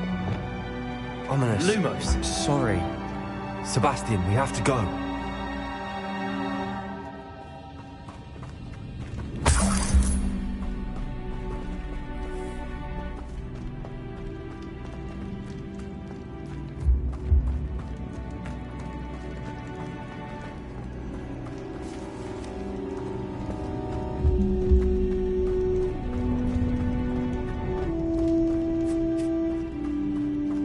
Did we do the wrong thing? You need the relic.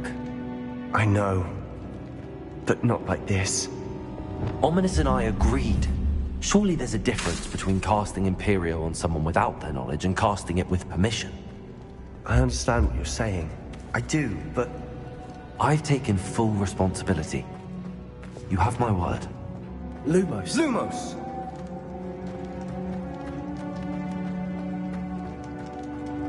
We've always looked out for each other, Ominous and I. I hope he knows that hasn't changed.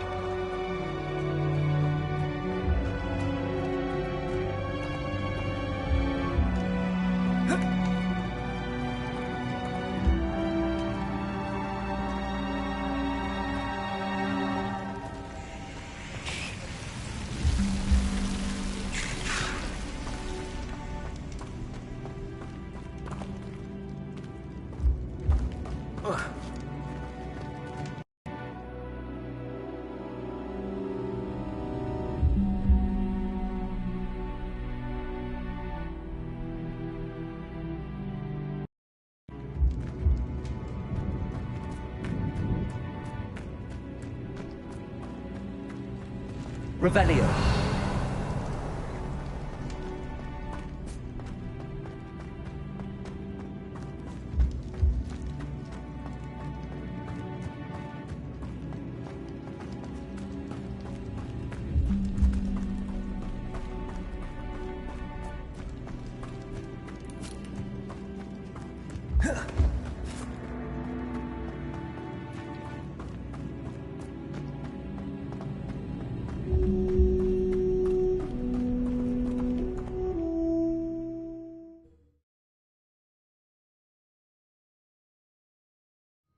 How long will the spell last?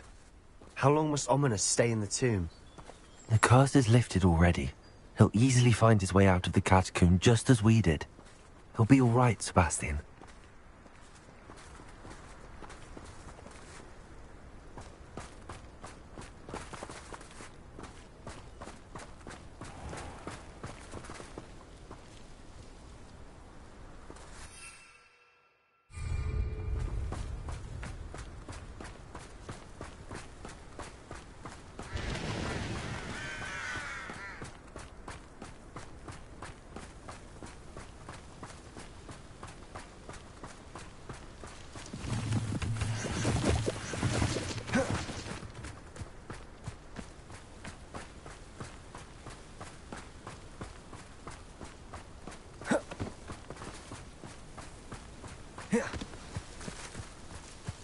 When we get to Feldcroft, I'd rather Anne not know what had to be done to get this relic. She thinks like Ominous. It'd only upset her.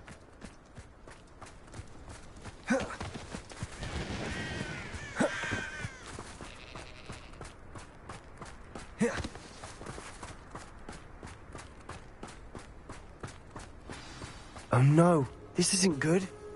What is it? Smoke! Over there, by the hamlet.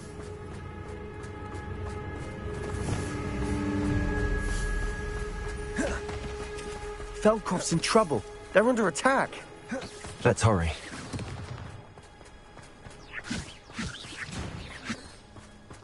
Your spells glance off of me.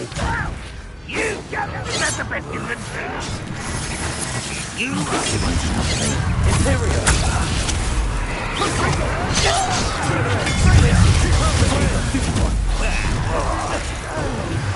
We have to fight! Keep on the strong tree! Cover up one! Got it!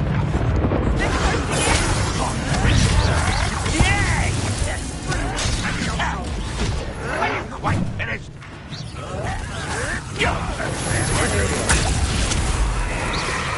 You'll not win here!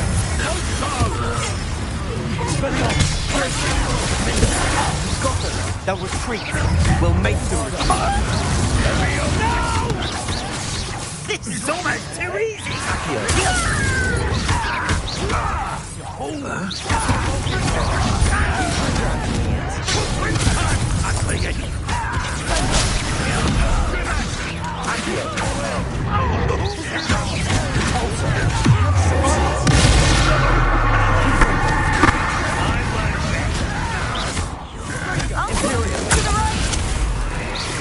Got it! They're closing in! Expelliarmus! Glacius! Defender!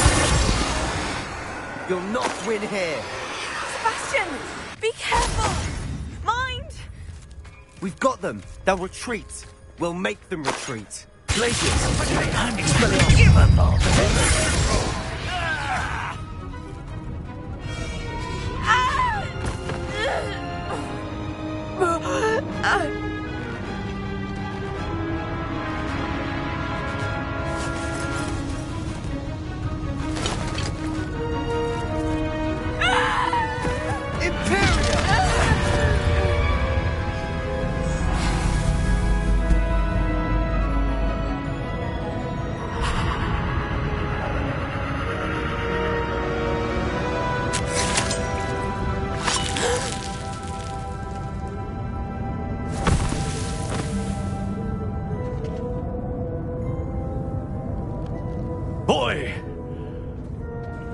What have you done? Saved my sister. With an unforgivable curse.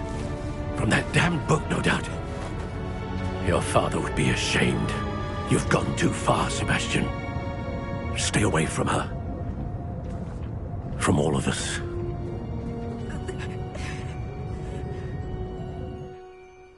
What did my uncle expect me to do? The Imperious curse saved Anne's life. That goblin was going to kill her. You did what you had to do. If I have to keep proving that to my uncle, I will. He cannot banish me from my own home. From my sister. It might be best to let him calm down a while. May I speak to him? Perhaps I can help to ease the tension a bit. You may be right. Very well. Probably best if I get away from here for a while.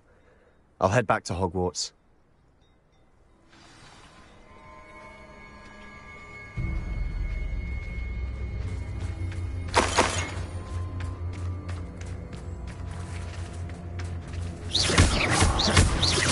Bombarda.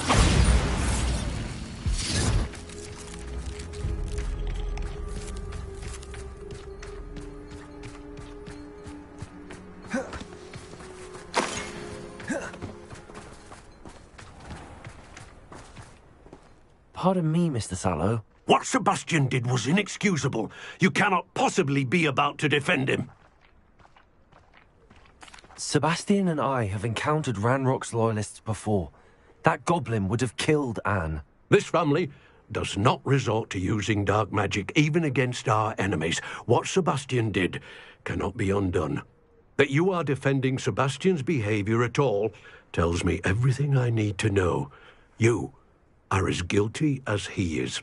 Sebastian is to come nowhere near Feldcroft, nowhere near Anne. Unforgivable curses are so named for a reason. If I hear that either of you continues down this path, if either of you uses dark magic, I will notify the headmaster immediately. Why, Sebastian? Bombarda. Defender. Bombarda.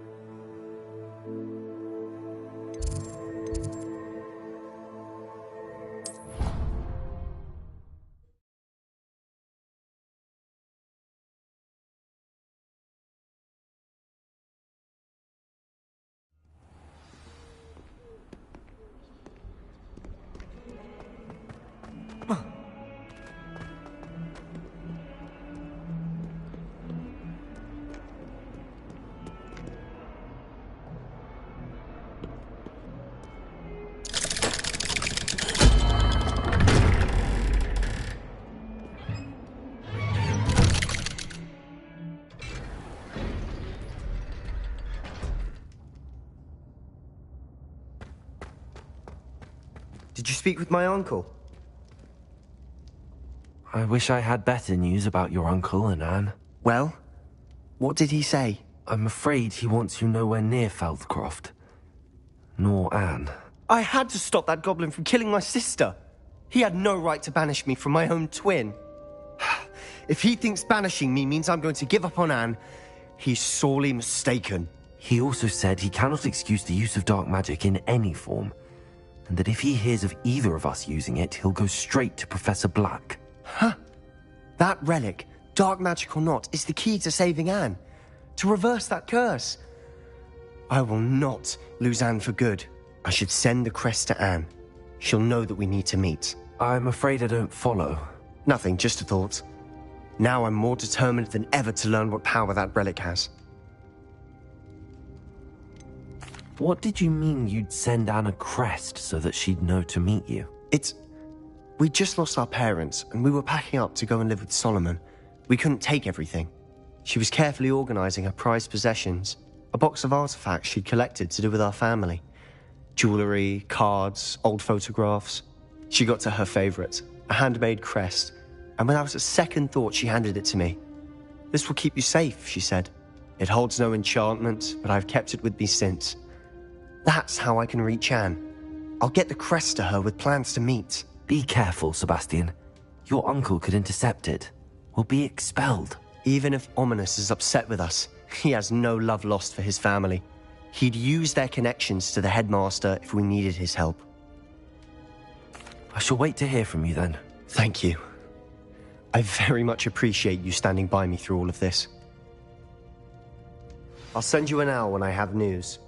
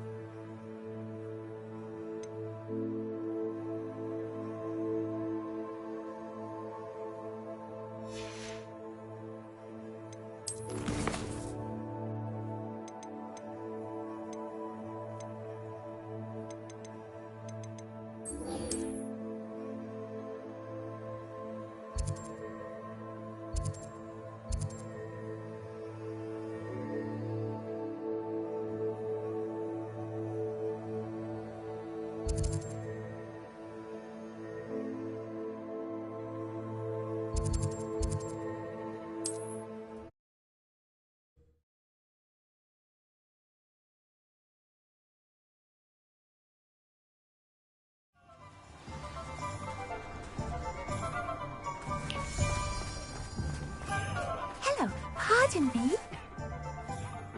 Hello there. Was there something you needed? Hello. I was wondering if you would be interested in having your own shop and a house elf to help you with it. Penny's the name. Penny's mistress is selling this shop. And Penny is most eager to start working with the new owner. It might surprise you to know that Penny can sell practically anything.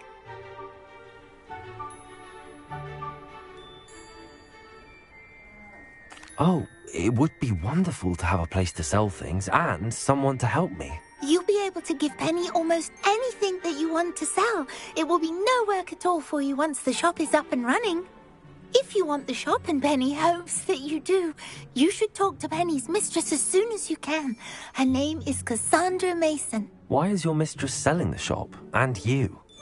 Penny cannot be certain, as Mistress Mason so rarely confides in her. However, she repeatedly mentions how tired she has become of trying to let the shop. She has had rotten bad luck with the last few tenants.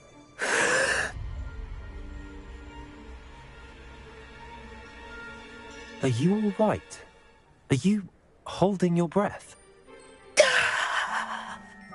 Penny's fine. Sometimes Penny simply needs to remind herself to stop talking. What kind of things would I be able to sell in the shop? All kinds. Anything from essence of Disney to Mooncalf fur. If a buyer exists for something, then Penny can sell it and get the best price. Just ask Mistress Mason.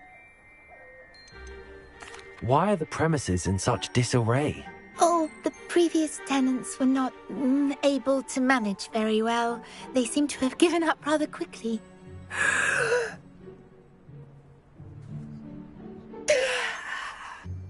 Penny is perfectly capable of helping clean and repair, so the shop will be ready for business in no time. How is it you're so good at selling? Seems unusual for a house elf. Oh, before he died, Penny's previous owner, Master Mason, trusted her to do all sorts of things to help him with his shop. Penny supposes it is a bit unusual for a house elf to possess such skill, but Master Mason commanded it, and Penny was happy to oblige. Master Mason was a wonderful master. All right. I shall go and find Madam Mason. Oh, this is splendid news indeed. You won't be sorry. You can find Mistress Mason at her home on the north edge of the village. Penny does hope she gets to work with you.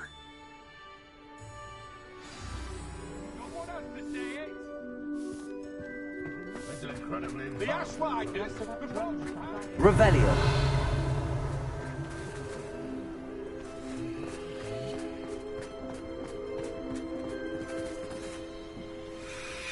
Aloha Mora.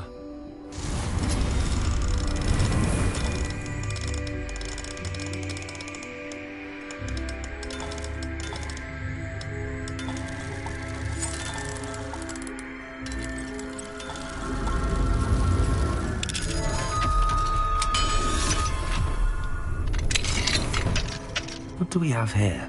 Revelio.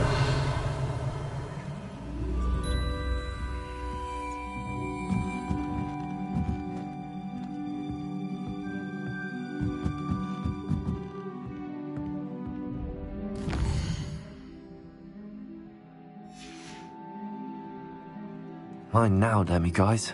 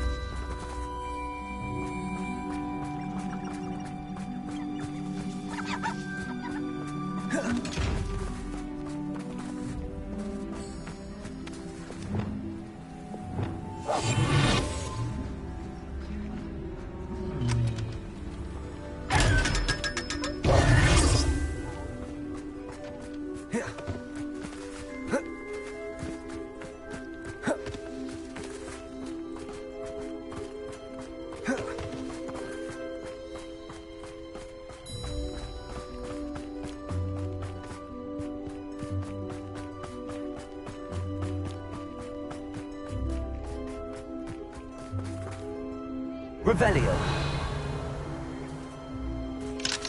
Aloha Mora.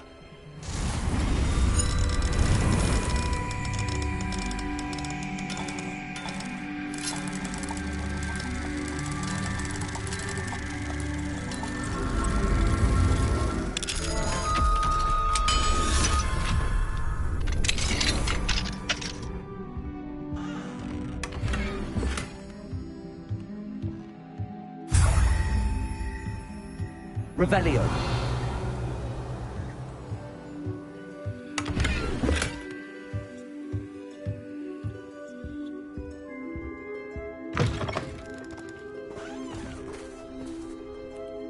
Hello, Madam Mason. I understand you have a shop to sell. Why, yes. Yes, I do. Are you interested?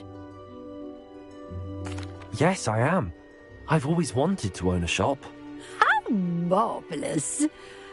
I think you will find my terms quite generous. But, and do please forgive me for asking, don't you think you might be a tad young to own a shop? I am quite capable of owning a shop, I can assure you. I should think you'd be happy to have a buyer. Well, I reckon you have the confidence needed for such a venture. And of course you'll have Penny to help you. That elf could sell tea to a troll. I assume she told you she comes with the place. She did indeed. I like you. Tell you what, I shall sell you the space for an exceedingly fair price. I think you might just be shrewd enough to make a go of it. An exceedingly fair price for a shop and an elf. What's the catch? Huh? You are wise to be wary in business dealings. No catch, really. I simply ask that you allow me to do you the favour of buying the shop back, at a discount, of course, should your efforts fail. The last thing we need here in Hogsmeade is for one bad apple to spoil the barrel, if you get my meaning. Ha! Your faith in me is overwhelming. You're sorely mistaken if you think I'm going to fail. There's that confidence again. And, of course, I wish you every success. Do we have a deal? What precisely do you mean, should my efforts fail? Honestly, I only mean that if for some reason you're unable to keep the shop going, I could help you cut your losses. That's all. But, as you've implied, the odds of that happening are remote. The shop seems to be in an ideal location. Why has no one purchased it yet? It is indeed. But I've just decided to sell. I've grown weary of being a landlady. My late husband was the one with a passion for shopkeeping and business in general. You'd be wise to take advantage of this opportunity before the offers start rolling in. It looks to be rather a mess. Why haven't other tenants been able to make a go of it there? As you've no doubt considered, running a shop is not as simple as those less savvy might think. The new owner, however, will have something that previous tenants did not: the benefit of Penny's particular prowess. Her assistance will make all the difference, I should think, in both getting the shop ready for business and ensuring its success. It does sound intriguing, but I need to consider my finances first. I'll come and find you if I'm interested. Very well, but I won't be able to keep the shop available for too long. If you do want the shop, I'd advise you to return to me as soon as possible. Madam Mason, about the shop? Yes? I've decided I'd like to go ahead and purchase the shop. I have to say I'm impressed. You are a remarkably resourceful student. I am indeed. And brave. You won't be sorry. Give me the money and I shall get the paperwork filed immediately. Wonderful. Shall I head directly to the shop? Please do. Oh, one more thing. Since my husband died, I've not been able to bring myself to retrieve some of his personal items. They're in a chest at the back of the shop. Penny has the key. As you get organised, I would be terribly grateful if you could help an old widow and gather his things for me before you open for business. I wish you the very best of luck in your endeavours. Penny will meet you there.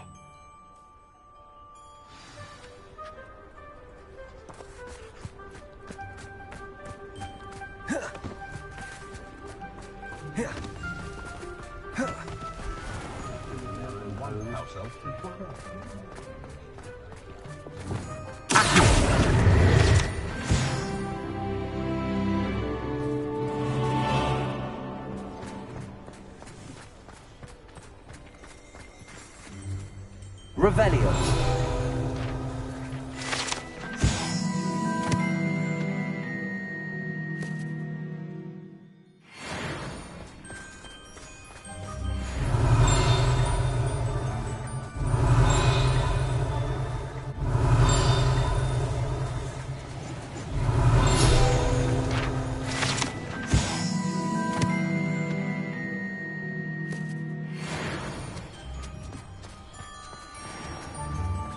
Revelio.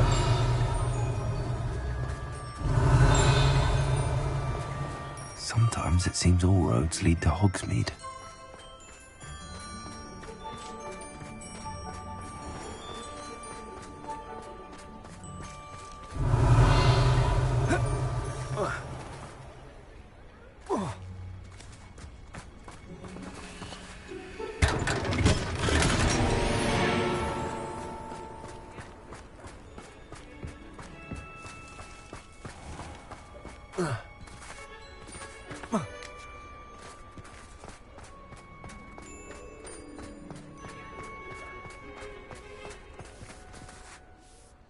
Well, I've done it, Penny. The shop is mine. Oh, Penny is so pleased. Penny was hoping you would be the one to purchase it. I'm glad you're here to help me. Goodness, what a kind thing to say. Penny will do all that she can to make this a success. There is much to do. The last tenant left in a bit of a rush, so we'll need to clean up and do some repairs. Well then, let's get to it. Penny is ready. Between the two of us, we should have this place up and running in no time.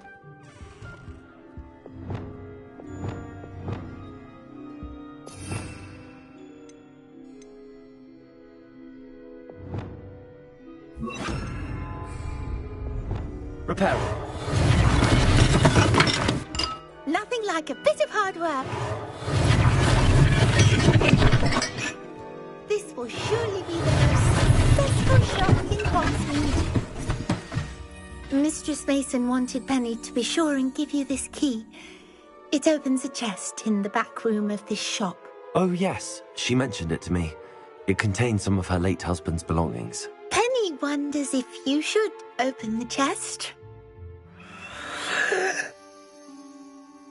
Are you holding your breath again? Penny must get back to work now.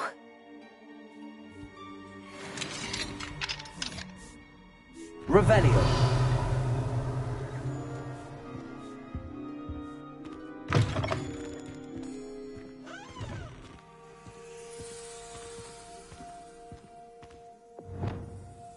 Confringo. Expelliarmus. Glacius. Bombarda.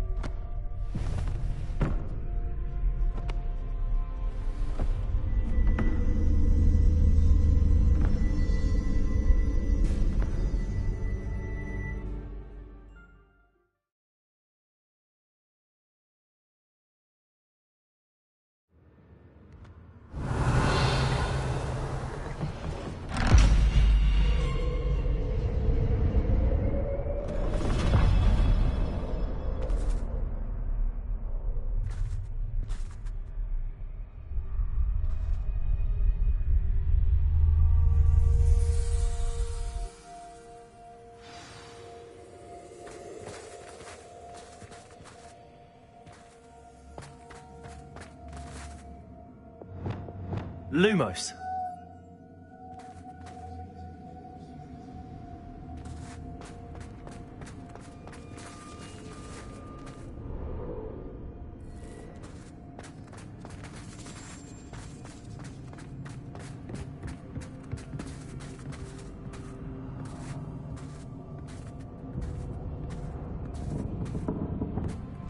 That's odd. Why would someone store one hat in here?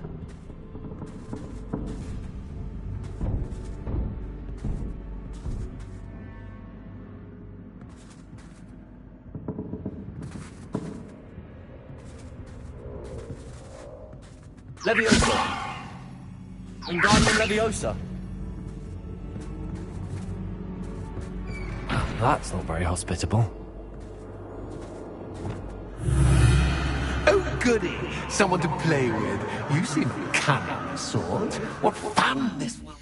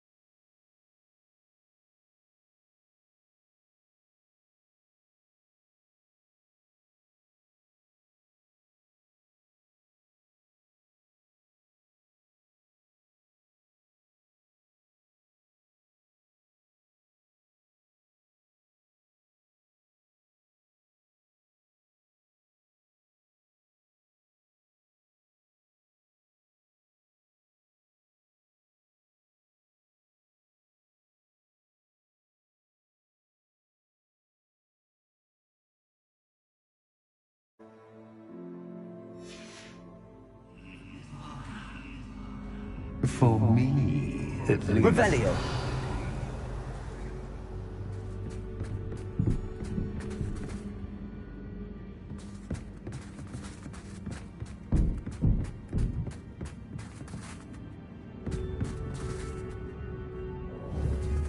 Bombarda.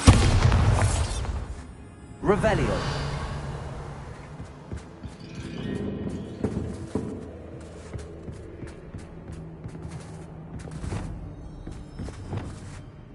Wingardium Leviosa. Lumos.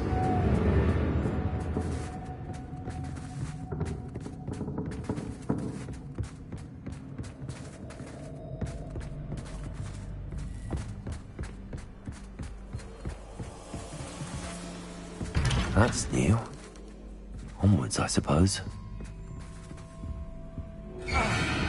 What in the... Who's there?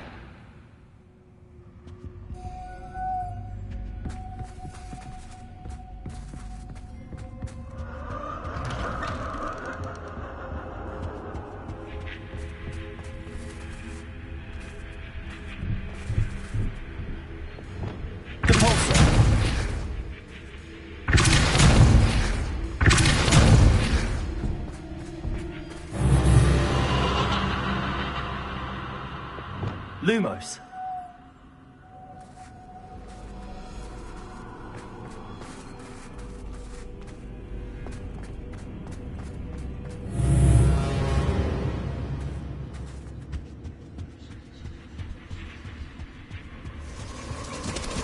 That's lovely.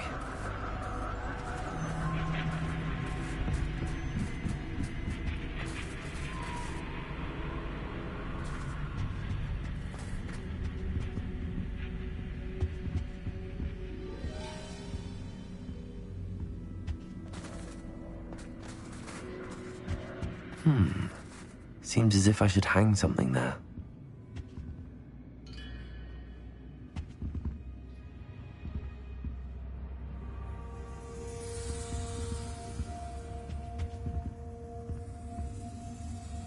Accio. Wingardium Leviosa. These lanterns must belong somewhere.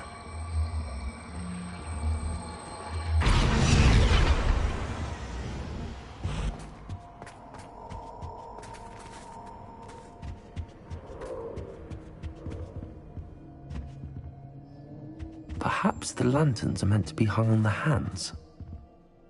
Accio. Wingardium Leviosa.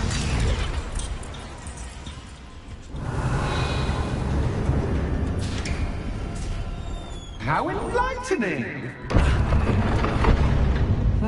You might survive a bit longer than the others.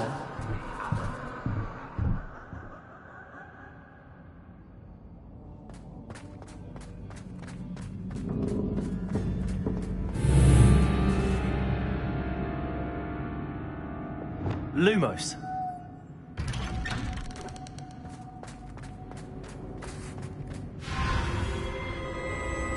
Oh, you've come so far so quickly. Well done. You might be just the playmate I've been looking for. I do hope you enjoy my playground. I encourage you to tell everyone about it. If you make it out, that is. Please try. If you get to the end, perhaps we can come to some sort of arrangement. I do want your shop to succeed, after all. What's the saying? Two sides to every story. Unfortunately for you, both sides here to my story. And you'll have to complete both to get to the end. I simply adore this blooming place. Don't you?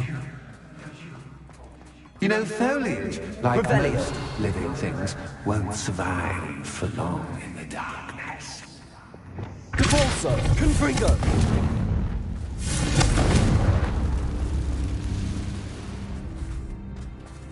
I wonder if I need to place lanterns to open these doors.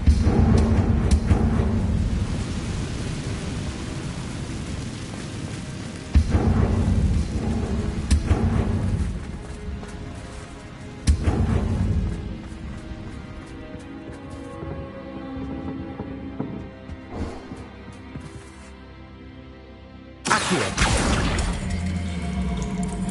Wingardium Leviosa. Accio. Wingardium Leviosa.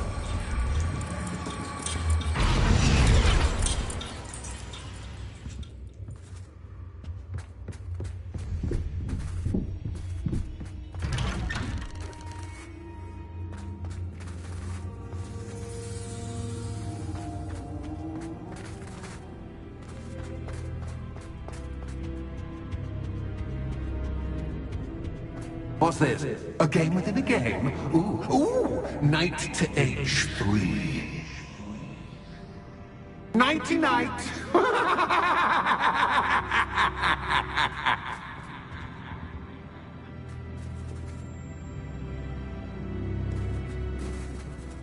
What? That was the wrong square.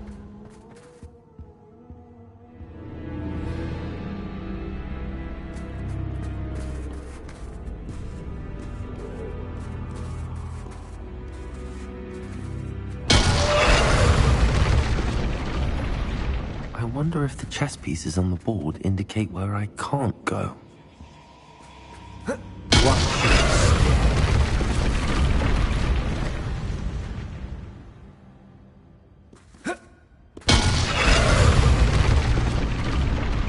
Perhaps I can find a way to reveal the path. Revelio.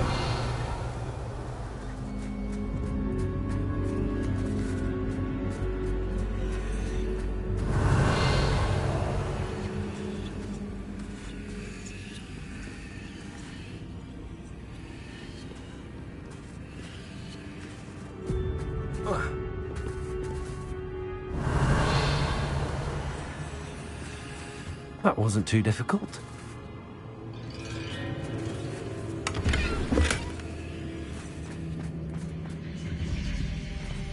Oh goodness! I do hope you're having as much fun as me. I think I'll keep you around a bit longer.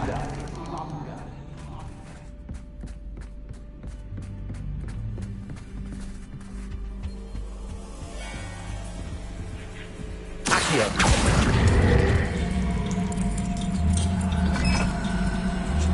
Wingardium Leviosa.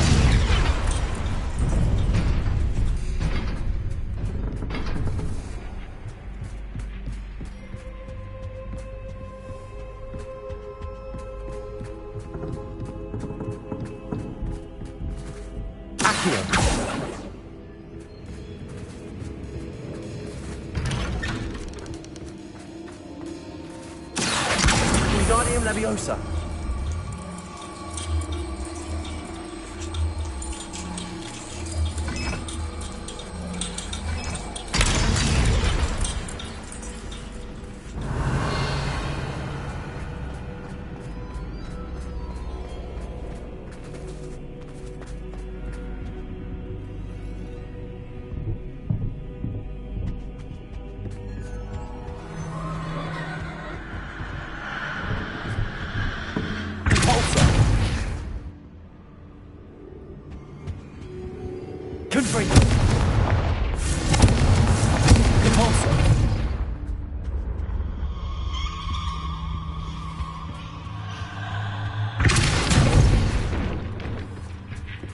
Oh, I'm afraid of the dark. Accio. Does it worry you that I can see you, Leviosa. but you can't see me? It should.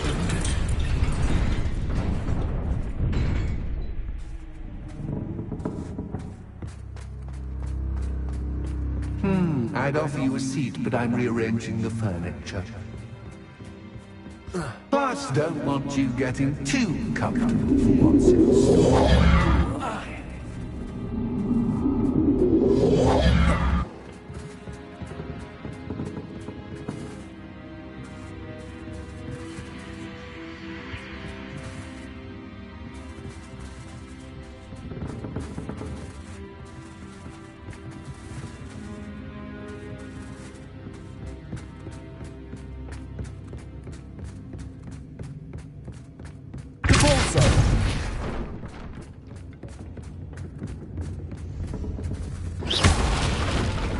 Accio. Wingardium Leviosa. Accio. Wingardium Leviosa. Accio. Wingardium Leviosa.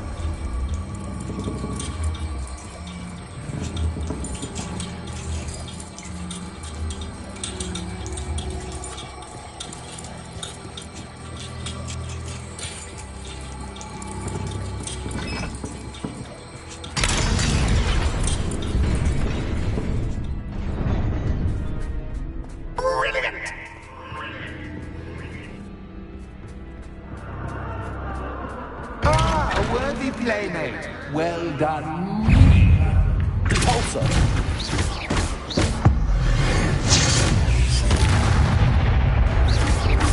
Accio.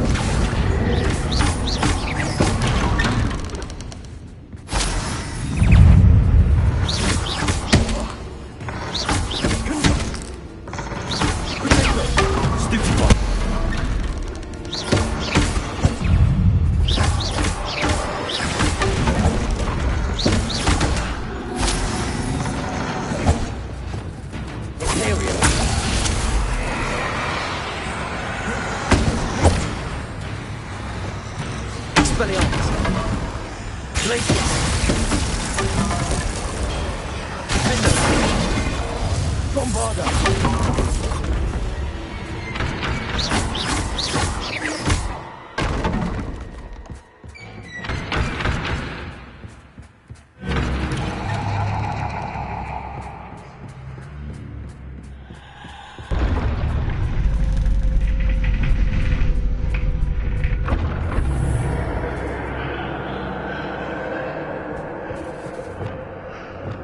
Lumos.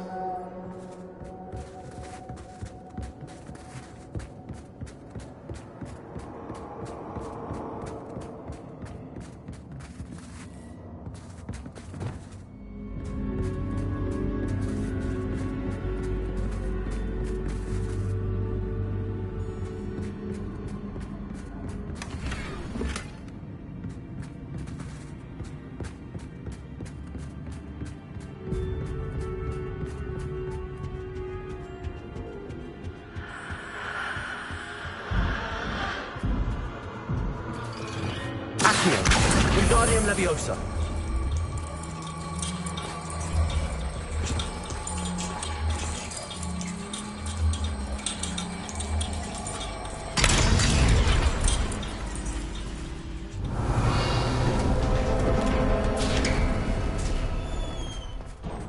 Revelio.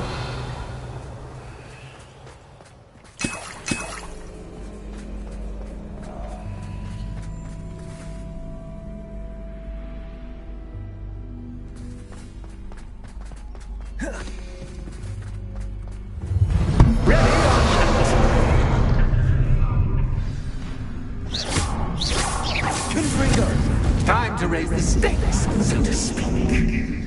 Where shall I put this? Bombarda.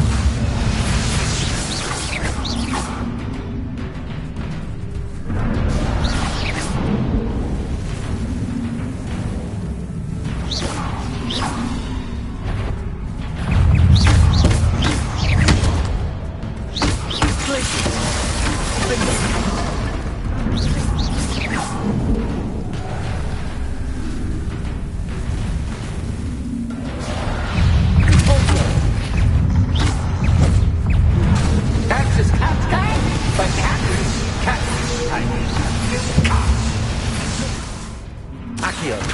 Repulsor.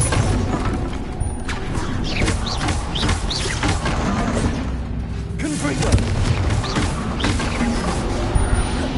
Now that should get your attention. Well, this has been fun. Much to do, much to do. See you in a bit.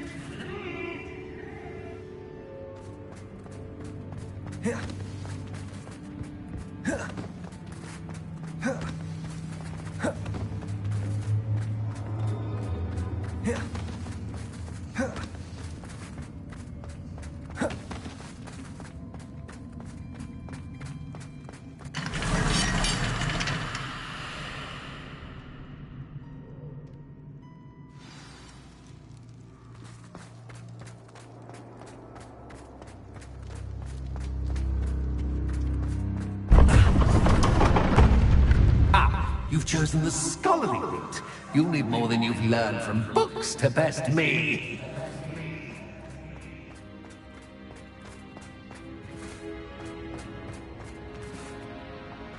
Revelio.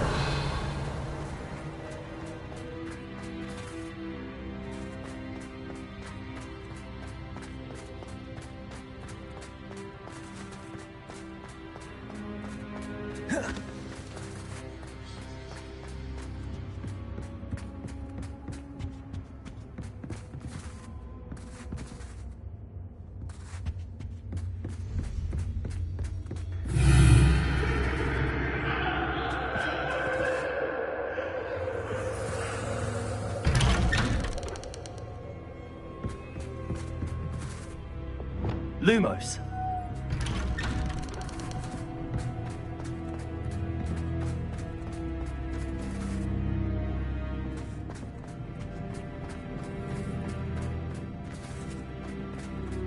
Oh, deja vu.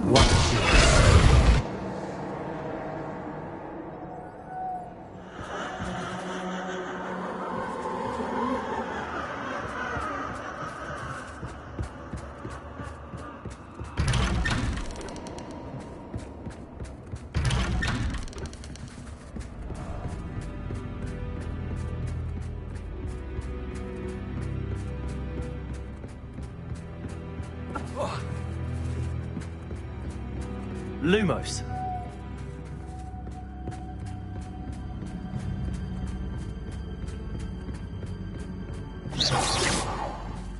Lumos.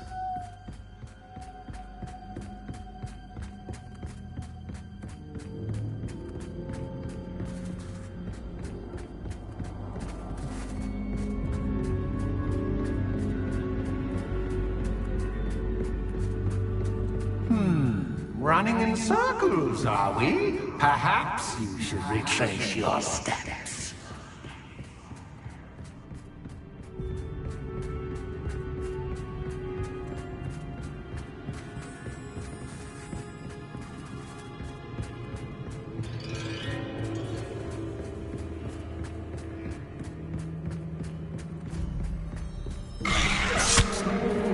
What was that?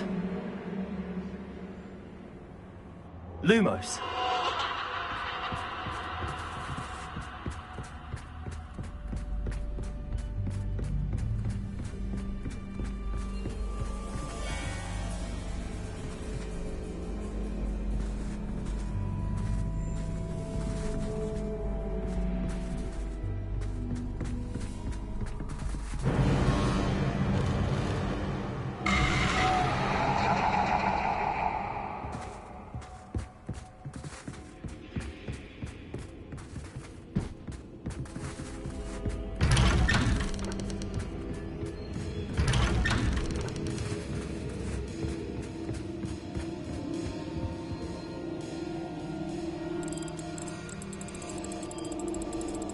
Oh, how nice of him to pop in. Lumos.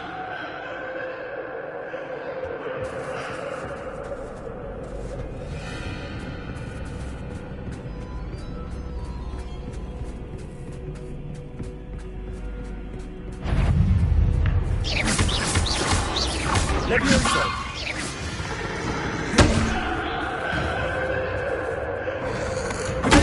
Stupefy.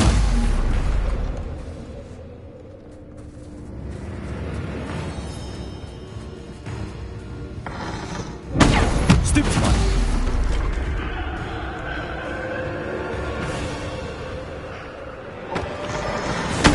Stupefy. Protego. Stupefy. Glacius. Protego.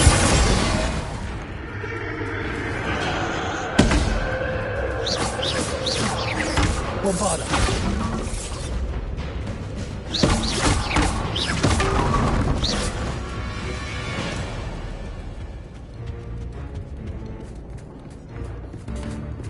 Expelliarmus. Glacius. Bombarda.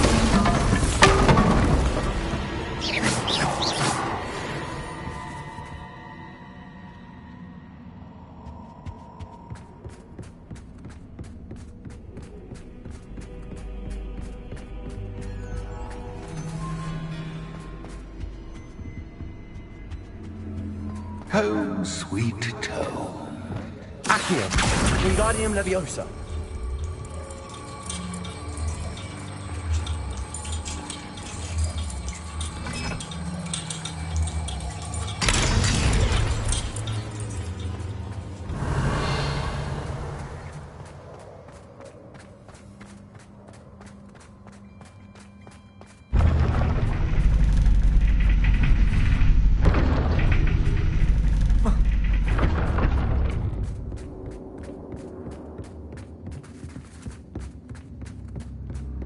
It's always good to have a different perspective on things.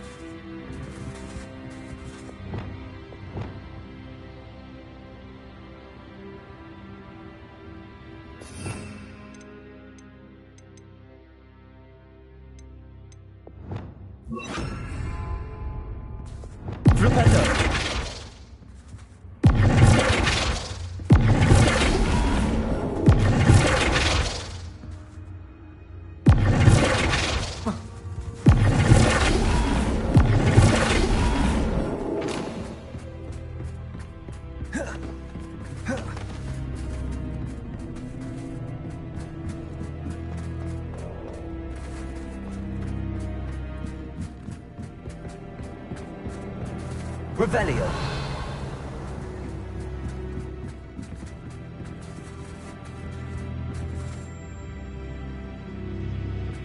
Flipendo.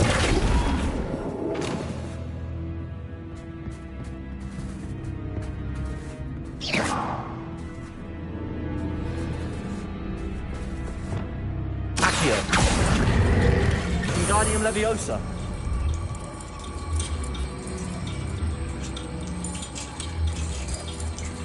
So much fun to be had. My head is spinning.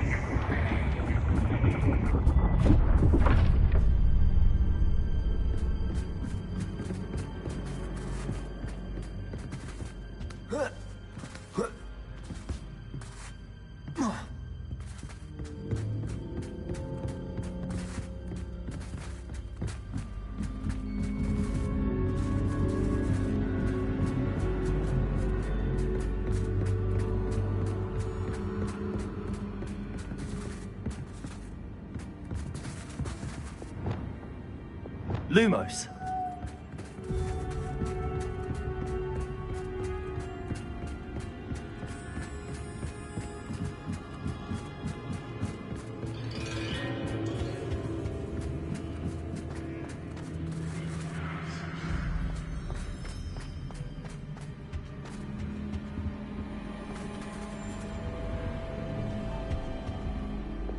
Accio. Wingardium Leviosa.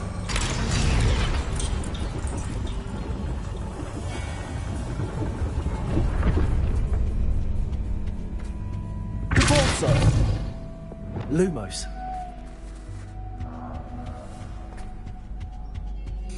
Perhaps I should pull the lantern into this room to cause the room to rotate again. Accio.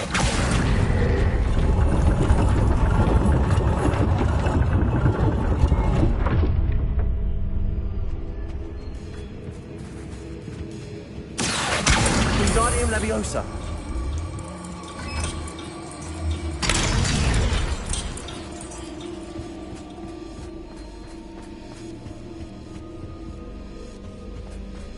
All books and no clay make one Accio. Wingardium Leviosa.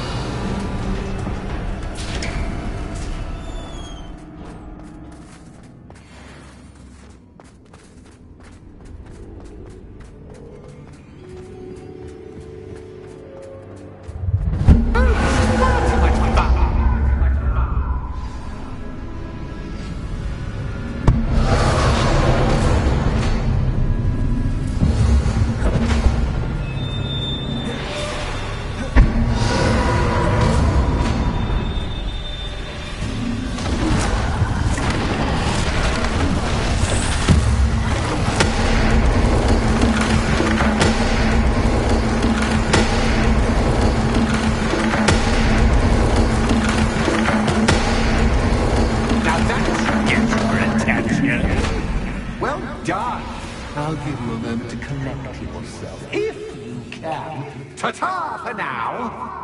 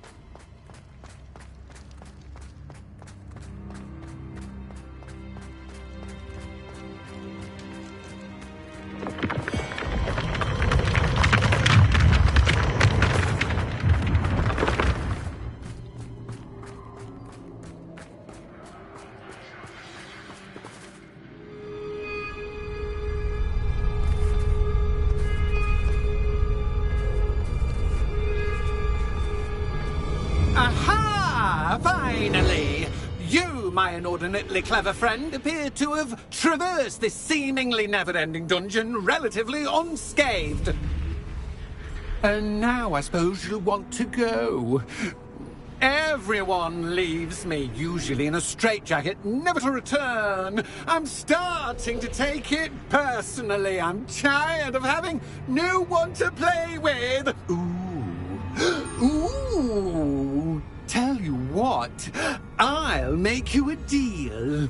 If you can match wits with me now, and agree to give me unfettered access to the shop for, say, 1 day a month to have a little fun, I'll sign a contract. Pursuant to which, let me see, I will blah, blah, blah, blah, blah, blah. Oh, yes, leave you and your customers alone at all other times, etc., etc. You get your shop, I get my chaos. Sound acceptable? Excellent! Let the games begin!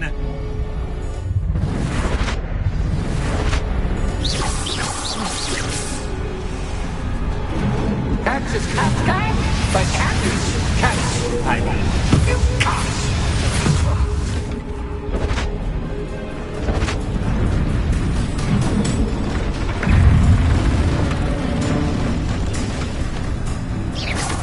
Good also.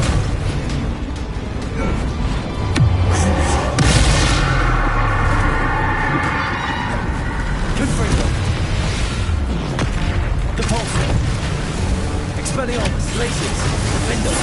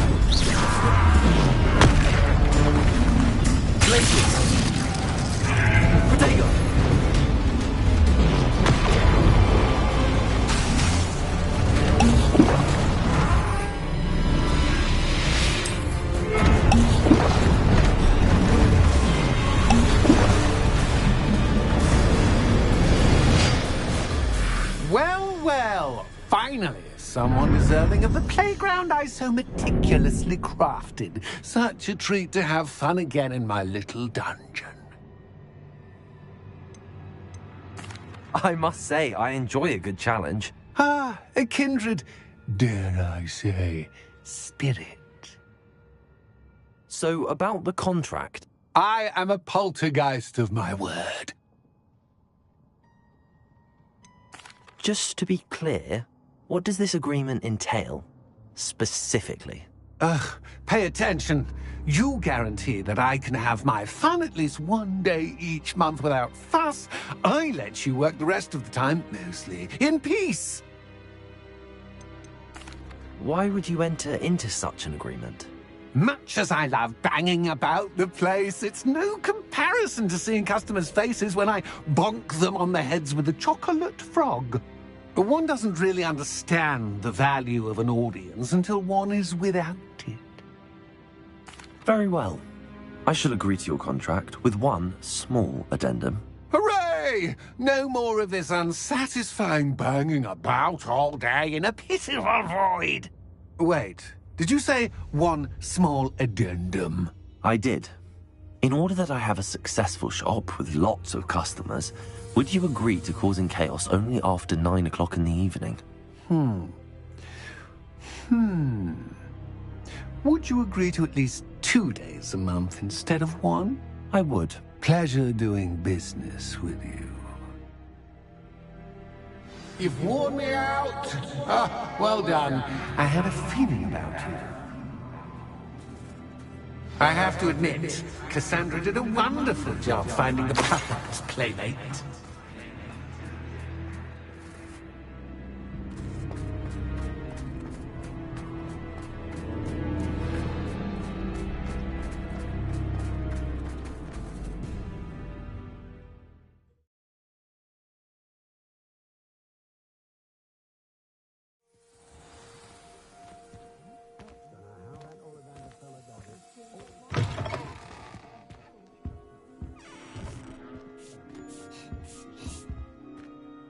Hello, Penny.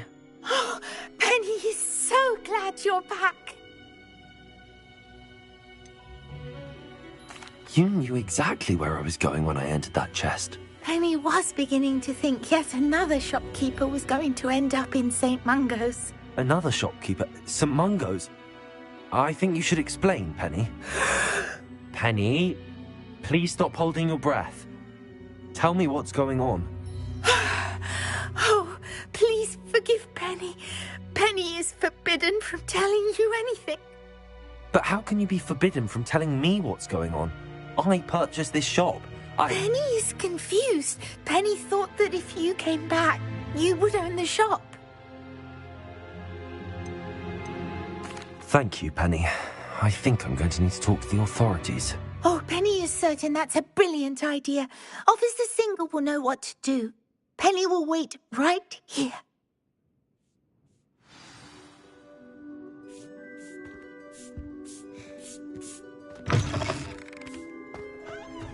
This used to be an honest town.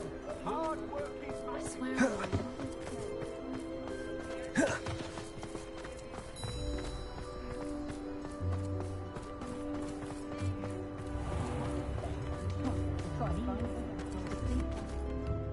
Officer Singer, I have some information you might be interested in. Ah, good to see you again.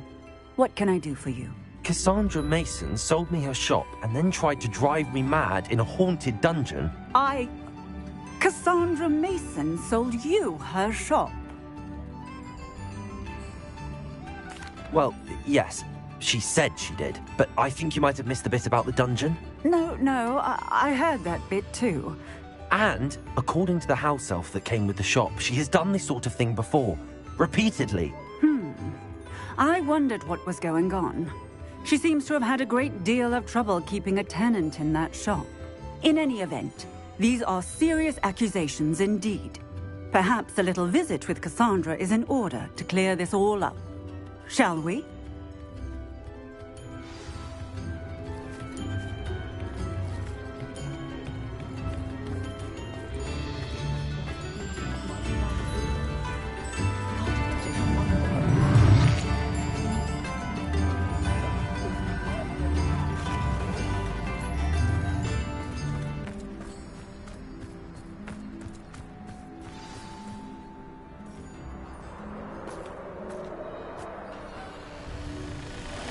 Oh, hello, Ruth. I see you've met my new tenant. Cassandra, it's my understanding that you sold your shop and your elf to this student. Now, they've been telling me some very interesting stories about your business practices. Perhaps you should come with me.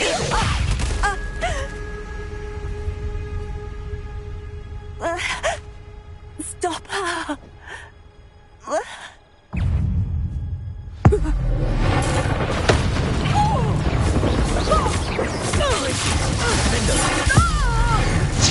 Luck is about to run out.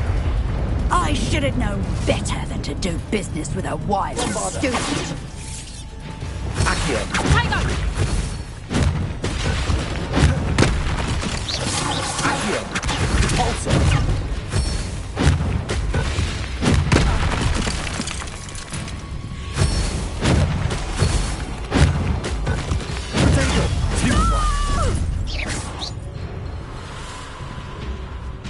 What on earth are they teaching you at that school these days? Confringo! Stupid. Repulsor. Accio.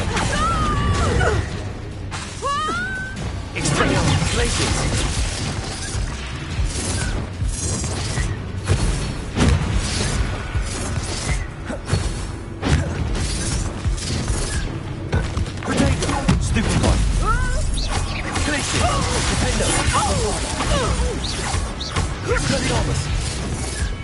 Confringo!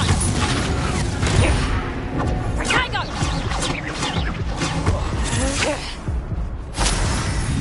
Confringo!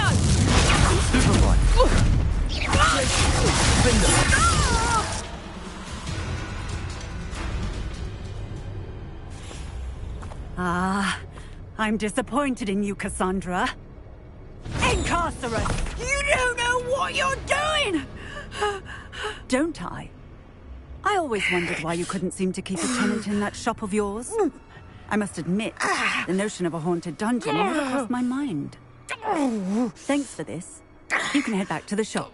Checking that house elf of yours, she's probably terrified. Scrawny little traitorous elf! I should have known it was... Silencio.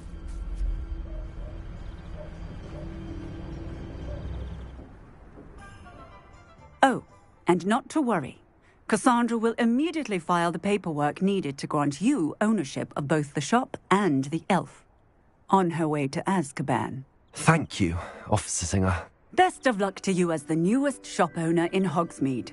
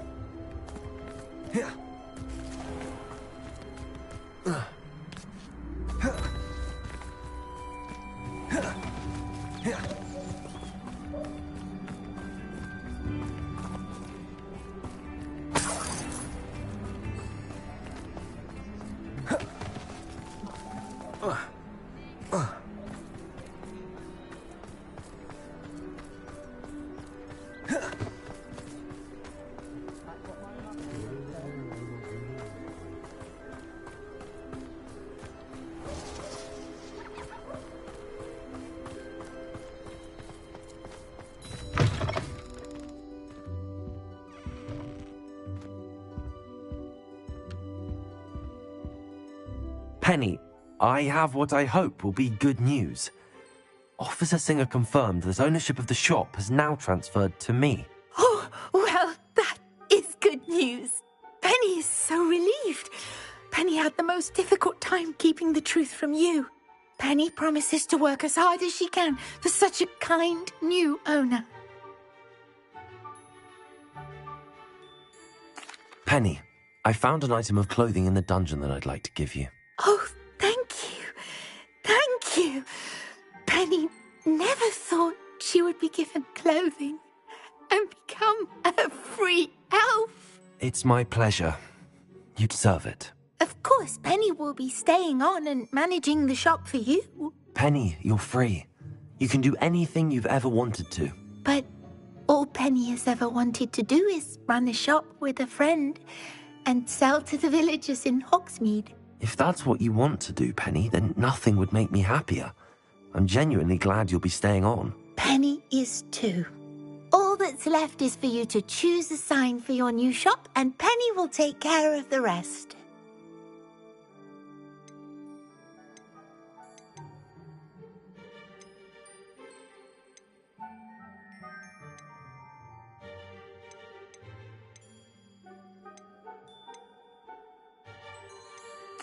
I choose Cladwell and Brewster.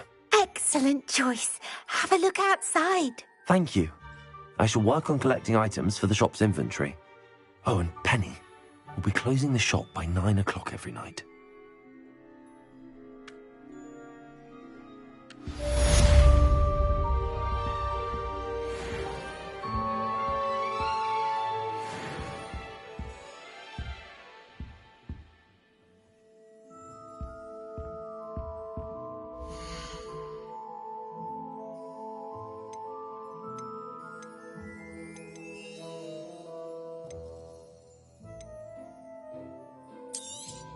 Oh, Penny will fetch a good price for what you'd like to sell.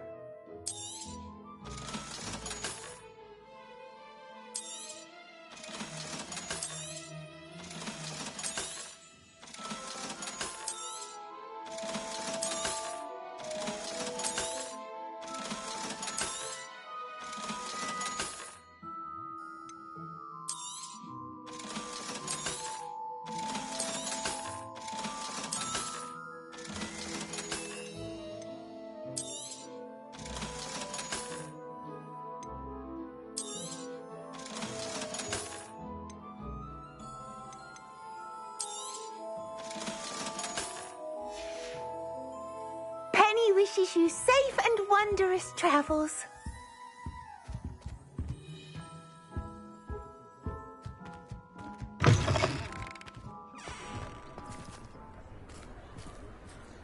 I better go on.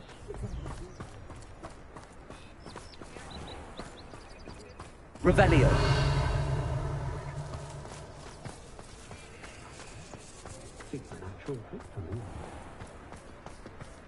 You'd think knowing spells would simplify things.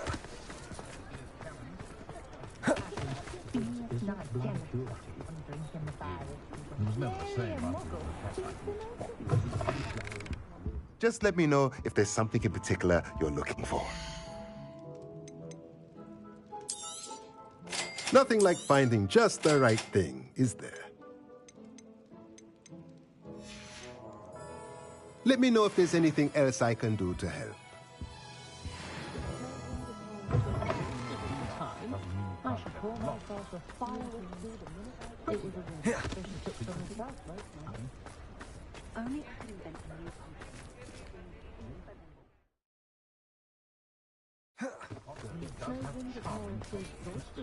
Nothing more?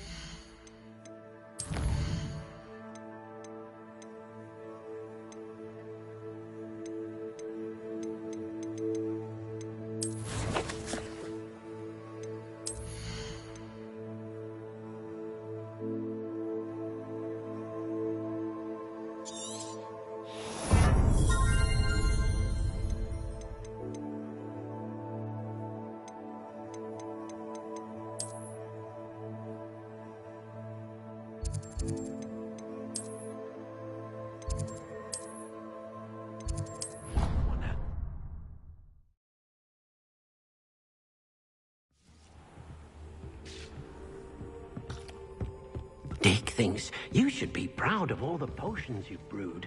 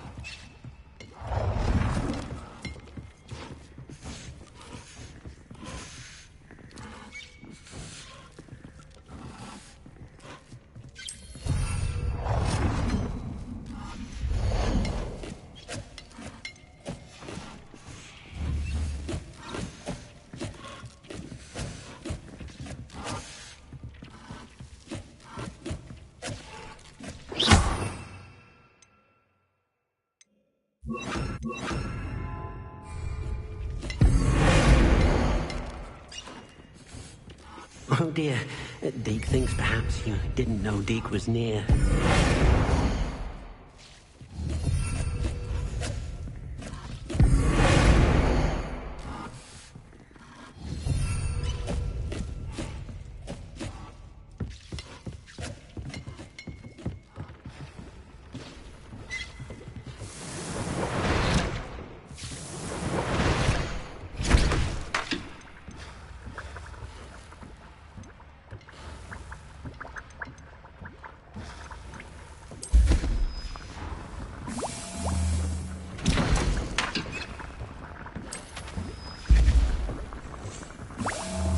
Revelio.